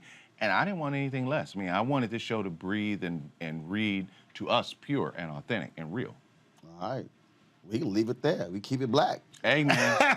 Keep it black. It's a FUBU production. It's a for us, by us production. And so, I mean, you got black folks everywhere. Behind the mic, and also in the animation piece. That was key. That was key. When we first staffed up for this version of the show, we knew that there aren't a lot of black artists in this business that fulfill every part of the process. So we had to pull people from rocks and give people their first opportunity. Awesome. So, I mean, we've got, like, you know, so we set the stage with Ralph's writing room at first. It's like, it's probably the most diverse writing room in Hollywood, especially in the animation business. Let me just stay there. There's nothing blacker than our room. Right. So then we had to, like, install the directors, and we gave opportunities to 2 black female directors. All right. And that doesn't exist in the animation side of the business. Right. 2 of them, the unicorns, exist on our show. And so from every process on down, we made sure we put a person of color to actually carry through this process, because they could identify, you know, how the story being told and the subtleties and the nuances and the specificity that really allow us to tell the right story. And even beyond the first time we're doing this series about a 12-year-old, first time around 12-year-old black girl, right? Me and Bruce, we fit the profile for that, right? So this time we're coming back, we aged up the character to 14, and we just brought in a lot of black women to inform the process. In the writer's room, the directors, the two black women are directors, it just doesn't exist in this business. Gotcha. Animation is far behind live action. You know, I was sitting, when I first came over there, I was sitting in the cafeteria. I'm sitting there eating, I started looking around. I said, I'm the only black person in here. I've never, Right, that's new for you. You like, I ain't had this in a while. Come on, this is, 2019. I mean, I've never actually ever experienced that ever. Right. I mean, even back in the dark days, it wasn't that bad. Wow. And it's like, that's what it was about. Every time Bruce and I get in the elevator, say, what show are you doing? They say, oh, I'm doing Big Hero 6. Yeah, we're doing it. I said, no, Proud Family. Yeah, they do right away. They do, Proud Family. The only black folks up there. Proud Family. Right. So we're about changing that culture. There you go. And so we've really, on this second go around, we've really gone a long way. It's hot too. All right, cool. All right, well, gentlemen, I appreciate it. Yes, sir. All right, thanks so much. Okay. Yeah, good luck with it. Thank you, man. Appreciate you. All right. All right. All right, folks. Tammy Roman, you know her from various reality shows, but also from being an actress. She has a new show that's dealing with folks who cheat. We got a chance to chat with her in the Coca-Cola lounge at the convention center. Here's what she told me about her new show. Tammy, what up? Hey, Roland. What's going on? I feel like I haven't seen you in forever. Yes, it's been way too long.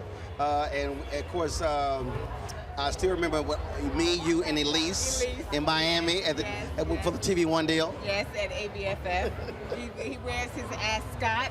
And let me tell you something, he dances. Him and Elise dance from the time the party starts to the time the DJ's like, it's over, the lights is on. That's how they do it. Oh, I believe in shutting parties down. I don't believe in leaving early. You shuts it down.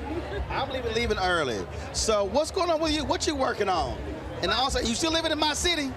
Listen, I love Houston. So yes, I am still there. But I'm working on Caught in the Act Unfaithful for VH1, and it premieres July the 18th at 9 p.m. And I'm excited because it is a show about relationships. And we are helping people find out if there's infidelity in their relationships. And I know what you're saying. Okay, so it's a modern day cheaters. But it's so much more than that, Roland. I mean, we really try to offer the people entertainment as well as enlightenment as it pertains to their relationship. So are you like rolling up like 48 hours in Cops? It's a little more structured than that. All right, We want to be pulling people over the side of the freeway in a Caprice Classic. I'm about to say, Tammy rolling up in black leather pants and some pumps with a whip. Shot, what you doing? No. It's more structured than that. And we got what another thing I'm excited about is it was created and executive produced by an African-American female, LaShawn Browning, and she really took the time to make sure that this was going to be something that we could be proud of within the culture, you know what I mean, and trying to educate women on toxic relationships and what that really means. Now, are you busting and cheating women? We are busting everyone who is not honoring the commitment within their relationship. So we've got men, we've got women, we got it all. I'm just gonna say that, we got it all. That sounds like a lot of drama. It's definitely drama filled. I'm not going to say that it's not. I mean, anytime you have a relationship and somebody gets caught cheating, there's going to be drama. We definitely have that aspect, but there are a lot of layers to it. People get to sit down with the other person and have a real conversation with them and find out, like, why you interrupting my relationship? And so we're excited about that. I said, what's up with the bonnets? Oh, the bonnets are still in business. Bonnet Chronicles is still in business. It ain't going nowhere.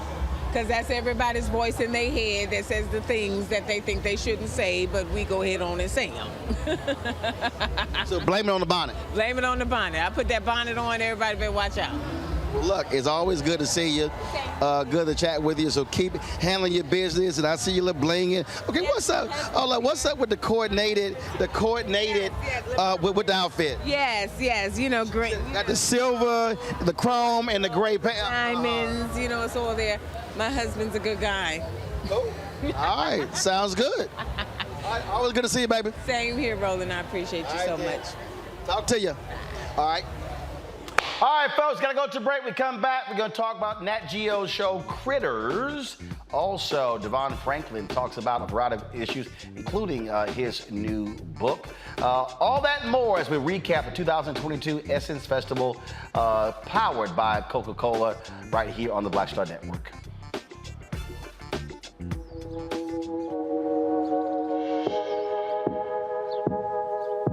Hold fast to dreams. For if dreams die, life is a broken winged bird that cannot fly. Hold fast to dreams. For when dreams go, life is a barren field frozen with snow. Lots of oranges, half the sugar, 1,000% delicious. That's simple math. Say yes to simple. Made the simple way. With real lemon juice, 75% less sugar, and Say yes to simple.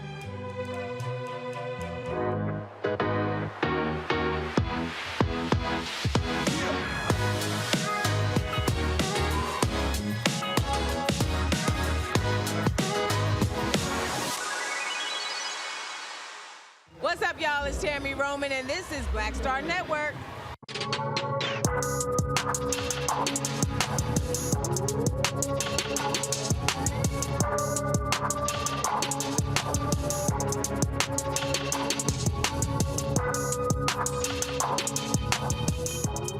All right, y'all, I don't have any animals at home, but a lot of y'all do, and there's a Nat Geo show called Critter Fixers.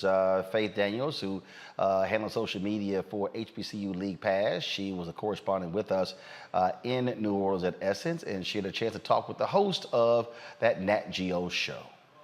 Hello, everyone. It's Faith Daniels, and I am here with the Critter Fixers, Dr. Venara Hodges. And I'm Dr. Terrence Ferguson. How are you guys doing today? Fantastic. Doing great. So I heard you guys are HBCU grads. Rep your hoods. Fort Valley all day. And Tuskegee University School of Veterinary Medicine. So what made you choose Fort Valley and Tuskegee?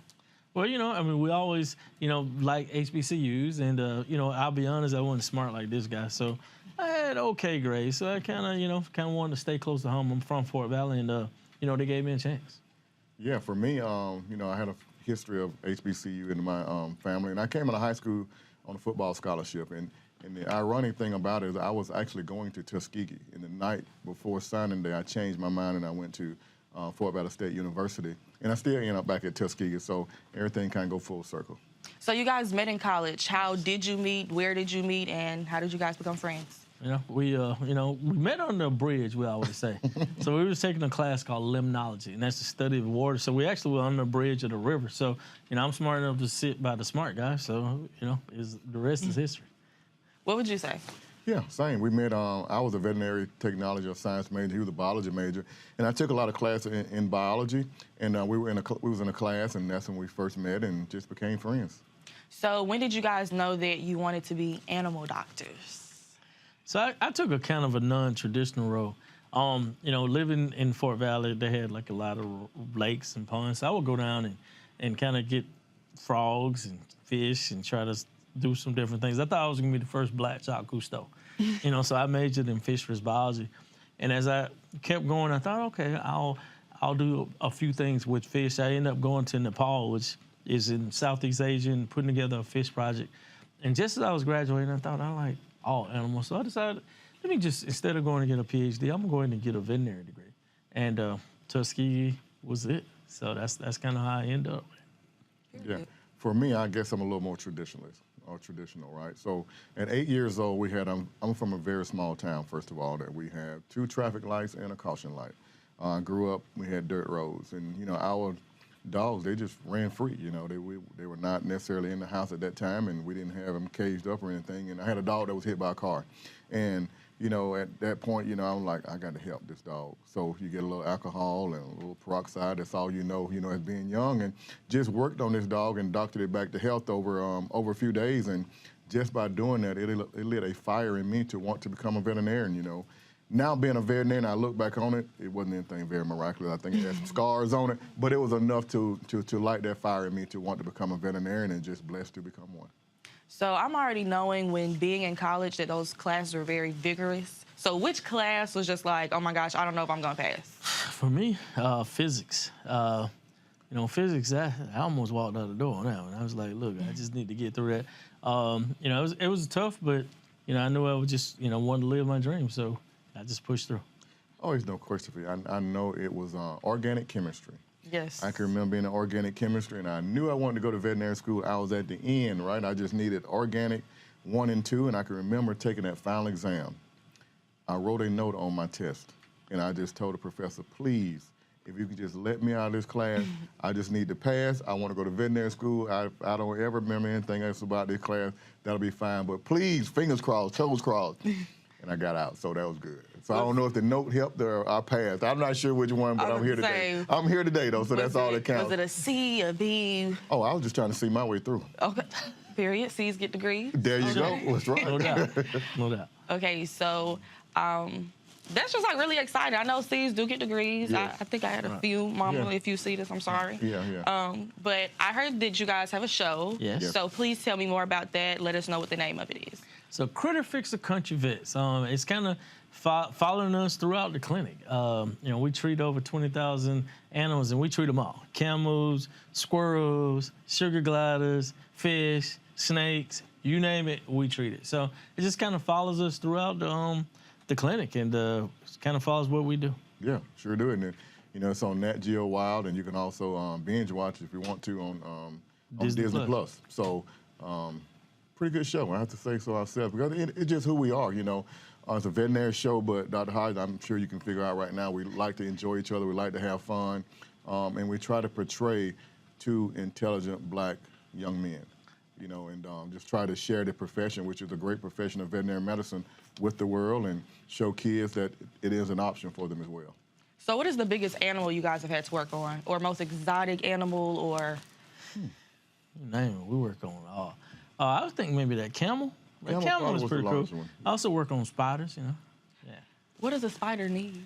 You do what we call husbandry, where this particular spider came in because the guy was feeding it, and then it wasn't eating, and so I asked him to bring in everything so I can kind of figure out.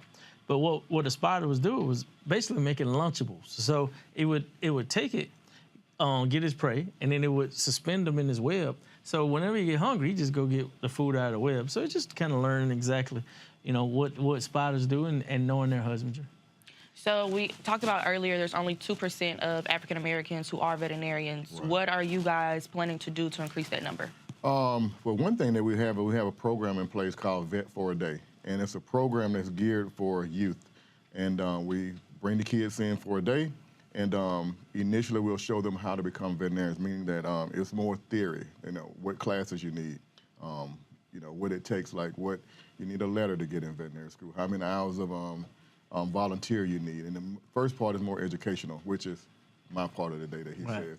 So the afternoon is the fun time, which he says his part of the day. And the kids actually get to come in and see different things. They get to see live surgeries, how to restrain animals. They get to see ultrasound, x-ray, endoscopy. They learn how to suture and what suture material and how to stitch up. So it's an afternoon of fun, but it's a full day of that. And it's not just one day. We're tracking these kids and developing a mentor program to try to mentor them all the way through.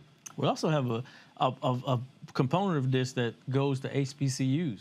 So we do a college tour. Okay. We went to Prairie View a couple of weeks ago. We went to Harris Stowe, Fort Valley, Tuskegee. So it's really just trying to show them exactly what it takes to become a veterinarian. Because, most of us, we understand in the black culture, animals, we love them, but how do you become a veterinarian? Most kids kind of don't know, and the parents don't know. Right. Yeah. So we just want to teach everybody and show them how they could kind of become a veterinarian and help increase this number. Yeah. I said this program now it's nationwide, So we've already been to, well, of course, Fort Valley. We went to Houston earlier. I went to Las Vegas. We will be in St. Louis in a couple of weeks, as well as Philadelphia. So it's a program that we've started. Now it's getting national attention, and we hope just to roll this thing out all over the country even more as the years come on. And remember, everything's free for the kids. Right, So, free. so we've everything. What's the age range? 12 to 15, and they can go to CF Vet for a day, and they can sign up. And if they're in the city, everything's free: book bags, stethoscope. So we've leveraged the drug companies who with that partnership that they're taking care of everything. Okay. Yep. So before I let you all leave, for any students or any African Americans that look like you, walk like you, talk like you, what is your advice to them as they pursue a career in veterinarian? Well, one thing is find that mentor. I spoke about earlier that I wanted to be a veterinarian at 8 years old, and I didn't have that mentor. When I was in high school, I was seeking out mentors and didn't see any that looked like me, and the ones that did not allow me to come in to mentor me. And went to undergrad at Fort Valley State, but it wasn't until I was a junior that I met or saw the first veterinarian that looked like me. And I know what that did for me, because there was a time where I became discouraged, but I hadn't seen it before. I was dreaming it, I wanted it, but I had never seen it until I saw it, and then it reinvigorated me. That's why this program is so important for us, because kids get to see us, they get to touch us, we're real, and it's something that's an option for them. And don't take no for an answer. Just keep going to clinics and asking, can you come in and sweep the floors? Because, people don't realize you can have a 4.0 and want to go to veterinary school, but you need a veterinarian to write a letter. So, if you don't have this letter, it might, your letter might necessarily get you in, but it definitely would keep you out. So get that experience. Just don't, keep knocking on doors. I don't care what color they are. I say, hey, I just want to come in and clean cages. Just don't take no for an answer. Okay. Thank you guys so much, and I will definitely be tuning in to you guys' show on Disney Plus, period. Thank you guys. We appreciate you having us. Thank you. All right, folks, got to go to a break. We come back, we'll hear from producer Devon Franklin. We'll talk about a variety of issues, including his new book. You're watching the Black Star Network's coverage of the 2022 Essence Festival, presented by Coca-Cola. Back in a moment.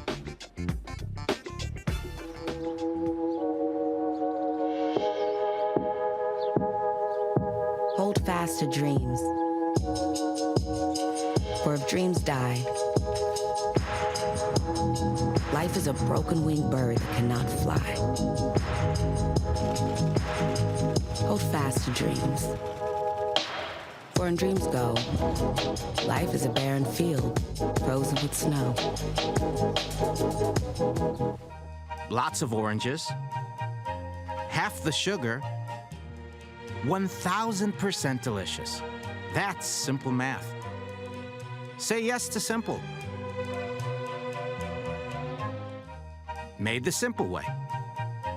With real lemon juice, 75% less sugar, and Say yes to simple.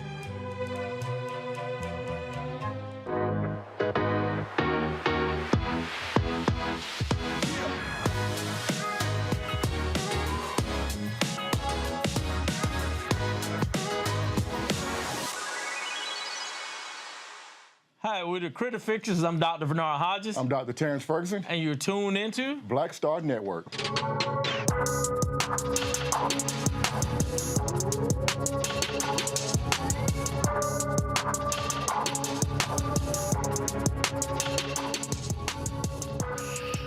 All right, fam, Devon Franklin, he has produced movies, been a movie studio exec. He's also a pastor. We got a chance to catch up at our Broadcast Central location, the Roosevelt Hotel in New Orleans, where the Coca-Cola family, where they were headquartered.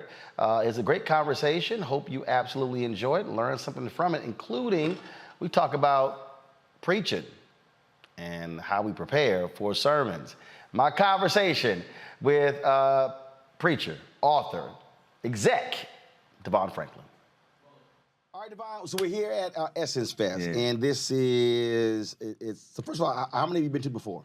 Oh, man, probably 4 to 5. This might be my 5th one. Okay. Over the course of about 10 years. Okay, got it. And so what do you find to be most unique, interesting about coming here? You know, it brings together so many people of different walks of life. I mean, you know, from politics to religion to entertainment, to social work to education. I mean, literally, like all of these different avenues of Black life converge on the conference. And so it's always fascinating to come across different people who have a totally different experience than I may have professionally, but we have the same shared experience because of our background. Now, how often do you either walk the convention floor or walk through the Superdome? You know what? I did both during this trip. So I went to the Superdome last night, and it was cool because it's Black folks. I mean, nothing but love, right? Right. Nothing but love. Like, hey, how you doing? I mean, nobody giving you mean mugs, nothing. Everybody was just like happy to be there. See, I try to tell the celebrities at the Superdome, leave a section. Yeah, and go get the people. And literally So I literally at least twice a night, I like to go all the way to the back. Sometimes I'll actually go up to another level. Yeah. And just for the sole purpose of the experience. And also, it is and for all y'all religious people out there, don't freak out. I'm not comparing myself to Jesus right now, but I always say this, that the beauty of the story of the woman with the blood problem is not that she was healed, but that Jesus was accessible for her to touch the hem of his garment. That's true. I love that. And so the thing for me is Bishop Martin. People got to be accessible. Yes. And so if they never get to speak to you, how you doing, I love you, touch you, you're distant. And that's why I do that. I mean, I walk the convention floor every time, and we might have to take selfies for 45 minutes or an hour, but they get to touch you and see you. Yeah. I did the convention floor today, and same kind of thing, and also you get a chance to see what the real experience is. Right. Because if, let's say I just came and spoke and left, I get a part of it, but I don't get the whole experience. But to be there on the convention floor and to see all the different booths and, Black business and different people, I mean, it was a great experience. See, I always describe, when I talk about it, as ultimate Black love. Because you're right. I mean, you're going to run into folk from all walks of life. Yeah. You're going to run into CEOs. You're going to run into doctors, lawyers, street pharmacists. Yep. You're going to run into everybody. And folk got stories and first time they met you. Like one woman, I think she was like, we've gotten selfies like 8 years in a row, and like straight up. And so, but again though, to me, that's what's so amazing when you get to actually flow and have that kind of experience. Absolutely, without a doubt. I mean, I think it makes the experience, and then also lets people know that we're thankful. A lot of us have our livelihood because people support it, vis-a-vis entertainment. And so to be accessible and to let them know that they're appreciated, it really matters. So Will Packer, my frat, Malcolm Lee, they did Girls Trip. So since you're a Hollywood producer and you like to do stuff that's also faith-based, what would be a faith-based movie at Essence Fest? Oh, wow. Let's see what you got. Oh, man. Well, it would probably involve a Sunday, and the gospel experience. And I'd have to think about the rest. But, that would be my instinct, is that, there's either a church group or a women's ministry group. And the whole point is to get to Essence, and that there's some hijinks that ensue. And maybe some unholy, some things that happened before, but on Sunday there's redemption for them before they get back on the plane and go home. Yeah. See, y'all always got to get to on Sunday. See, I always tell people, you can always tell the difference between, for me, good preachers and bad preachers. Okay, what's so my wife would take, because I take copious notes, sermon notes. And so if she look over and it's like 3 lines and all it is the date, the church, the pastor, the script, the sermon description, the sermon title, that's it, she know I ain't feeling them. Right. And bad preachers always, so I'm gonna ask you first, what is the guaranteed shout of a bad preacher? The guaranteed? It's the guaranteed, no matter how awful the sermon is, it is the guaranteed shout. This is the hallmark of an awful preacher. An awful preacher will rely on this no matter what. What is it? Oh, wow. God is good all the time? Mm-mm. No. Nope. Nope. What's the guarantee? Awful sermon. They know it's horrible. They know Yeah. it. Then they will get to that point. But one day on Friday. Oh, yes. God, Jesus died on the cross. But early Sunday morning. I don't care how awful it is. He rose from the grave. As this one particular preacher, and I'm sitting, my wife, I'm like, here it come. Friday. Automatic. Folk gonna stand up and shout. Yep. And I'm sitting there and I'm like, you like, oh. I turned around and said, they know this sermon horrible. They know he can't preach. That's a good point. I never thought about that. Every time. But early Sunday I've heard morning. more than a dozen sermons from the same preacher. And I sit there and I'll be like, wait till Friday. and when it hit, she just hit it. She did the whole mind. She looked at me like, I said, it's coming. Wow. That's I don't care how bad it is. That's funny. If you with black people, that's true. If you give it a speech and it sucks, go ahead and hit Friday. Go ahead. And Jesus rose. You good. You good. Everybody gonna holler and shout, we out. Now give me a time where you spoke or you were doing something and the room was not feeling you. And what did you do? What did you have to do? Oh, one time I spoke at this leadership conference, and it was mixed race, but predominantly white, and they were just completely not accustomed to the energy that I was bringing at all, and I just stayed at that level. I just kept going. You know what I mean? I was like, wait, this is me, so. I'm just going to do me. I'm not going to, rely too much on your reaction. Right. And then afterwards, a lot of people that I didn't know if they were feeling it, they came up and said, oh, my goodness, that was amazing. You're like one of the best speakers we've had.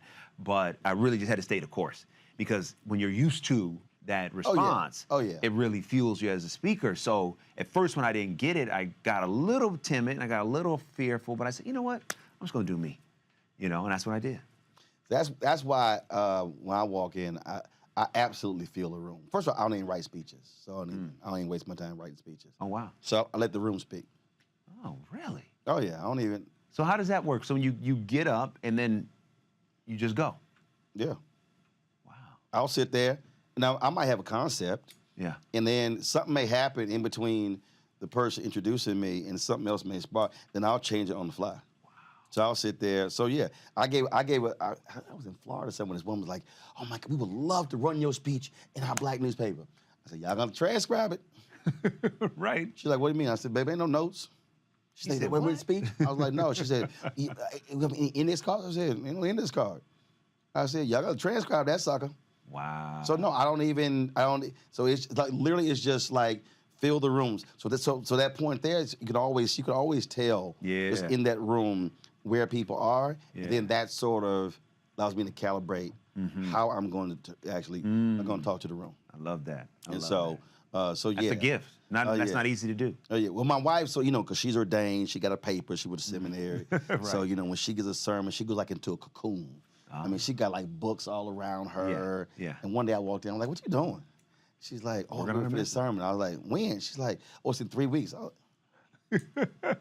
Gotta take time to break down that word like, 3 and weeks. exegete that text. Yeah. I said 3 weeks. All that for 3. So we was in Chicago in a church. They had me do 3 services. So we driving and she's like, "What are you talking about?" I'm like, "I don't know." We're in the car. I'm like, "I don't know." And so then we go into the church. I'm sitting in the pulpit. Introduce me, choir singing. Next voice you hear. And so she texts me, "You decided?" "Nope." And I literally grabbed the Bible. That is so stressful. I literally grabbed the Bible.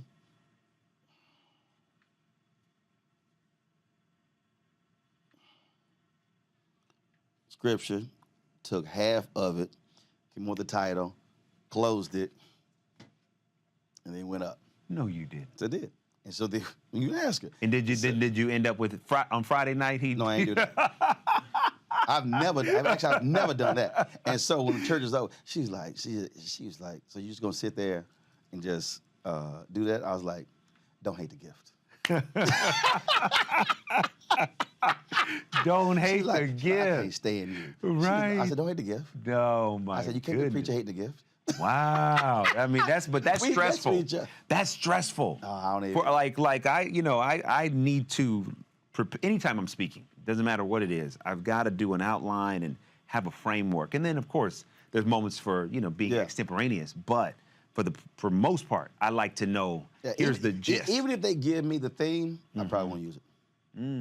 I'll go. It'll take me somewhere else. Right. Take me somewhere else. So literally, it's just like I'll sit there and let the room speak to me. Wow, man. Well, it hasn't failed you yet. Huh? No, I like it works.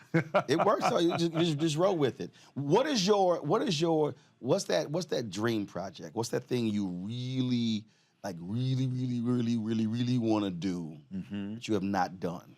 The project I've been working on probably the longest at this point is Kirk Franklin's biopic. I'm producing that, and and that's a story. It's a story. It's a great story, and I've been working on that. Not the one now. How he got? Yeah, how he got there. Yes, absolutely. So I've been working on that, man, like 8 years. Wow. Yeah. So that's the one that at the moment I'm just really, really passionate about getting it over the hump. And we have a new script, and still making some tweaks here and there, but that's the one. Well, who you gonna find that short to play him? You ain't right, but see, because Kirk makes jokes about his own height, like he would laugh at that. Come on. We all know shop at Baby Gap. Went to find. That's right. That's what he said. That's exactly what he says. We'll, went to find an unknown. We're going to do a whole nationwide, worldwide search to find who's going to play Kirk Franklin. Somebody who has that charisma, who's obviously, height appropriate, and can also do the music.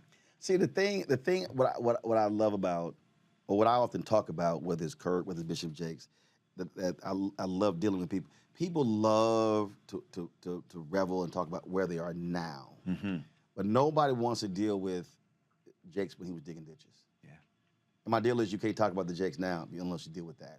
Right. And I think that's also what's important about Kirk's story. Absolutely. And very few people, just recently he performed in Memphis because he's on tour with Maverick City. Yep. And he talked about that 26 years ago in Memphis, he fell off the stage, went into a coma, almost died. Yep. And so a lot of people didn't even know that story. Yep. So the idea that there he is back on that same stage 26 years later, and look what God is doing. Wow, that is awesome. No, Kirk is a good brother. Yeah. And he will bless you. Yes. Not the bless y'all thinking about. Kirk he's still black. Yes, he is. From the hood.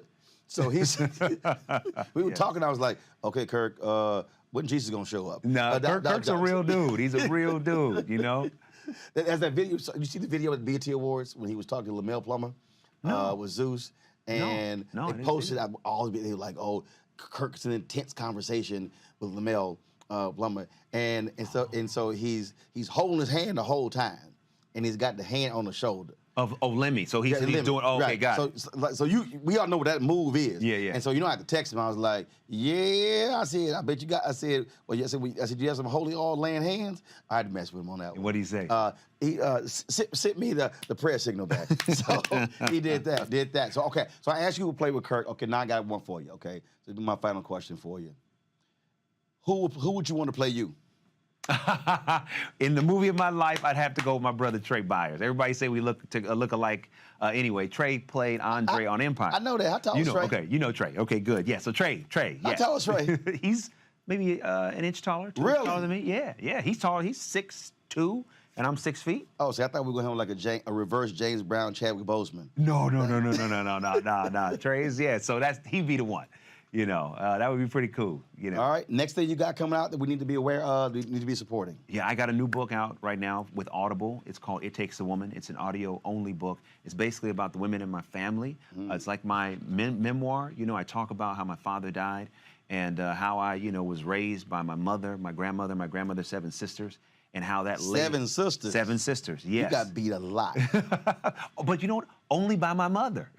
Really? They never did. Wow. Never did. Yeah. No, only my mother. My mother was quick. My dad beat everybody. Oh, really? Oh, yeah. I got whooped once by my uncle, one of my great aunts' husband.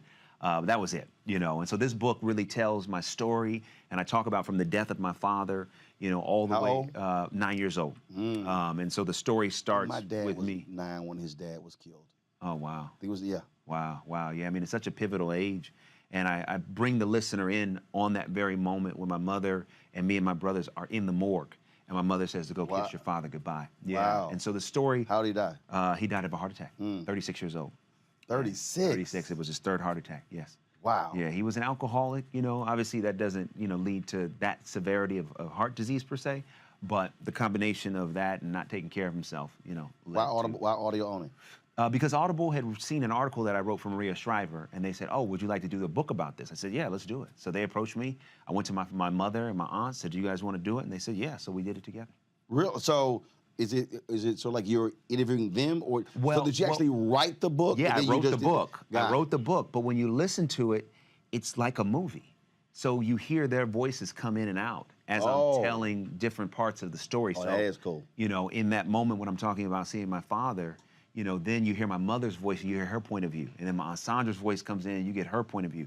So every chapter is a new story that keeps unfolding. Was that your idea, or was that their idea? That was mine. That was mine. Being a filmmaker, I really wanted to give a cinematic experience to the listener. Now, did they negotiate their percentages? They did. Yes, they did. With me. They were like, how much you gonna pay us? I mean, you can't, they were kind of like, okay, so Devon, let's get to the business. Right, literally. How much money we talking? I had to give him 2 installments, I mean, it was like a thing. Oh, yeah, for real. I'm not lying. I am not lying, So that went really well. And then I have Kingdom Business on BET+. It's their #1 news show on BET+. It's like Empire, but set in the world of gospel music. And isn't Yolanda Adams in that? Yeah, Yolanda Adams and Soraya and Michael Beach and Michael Jai White. And my wife was like, is Yolanda hood? Oh, man. She gets down in that series. Because we're from Houston. She's in there. Yolanda's from Houston. So. Yeah, she is. Yeah, man, listen, when you see her in this series, you are going to have a whole new level of appreciation for her because she's a real actress. She's like Mary J. Blige in Power. Listen, she's hard. She's better than Mary in Power. Wow. Listen, I love Mary. All hail to the queen. But Yolanda Adams holds her own on that screen. Wow. Yeah. Okay. Yeah. So that's a side of we ain't never seen. You ain't never seen. Okay. Yeah, you watch that show, you say, okay, wait, Yolanda, I don't want to cross you in real life. All right, then. Yeah, so that's Kingdom Business on BET+. All right, cool. Always good chopping up, baby. Always good to see you. Thank you. Keep handling your business, baby. Will do. You yes, too. sir. Appreciate you. All right, folks, tomorrow we've got more recap from Essence. Chloe Bailey, Ryan Destiny, we'll hear from them. We'll also hear from a couple of influencers. We also got a crazy interview with the cast of The Proud Family. And so and then of course later in the week, my conversation with that fool Guy Tour. Y'all know that got a little ignorant. And so be looking forward to that as well. So again, thanks to Coca-Cola for allowing us to partner with them to recap the 2022 Essence Fest. Hope y'all enjoyed that. And we will have more later this week right here on the Black Star Network. Until then, holla!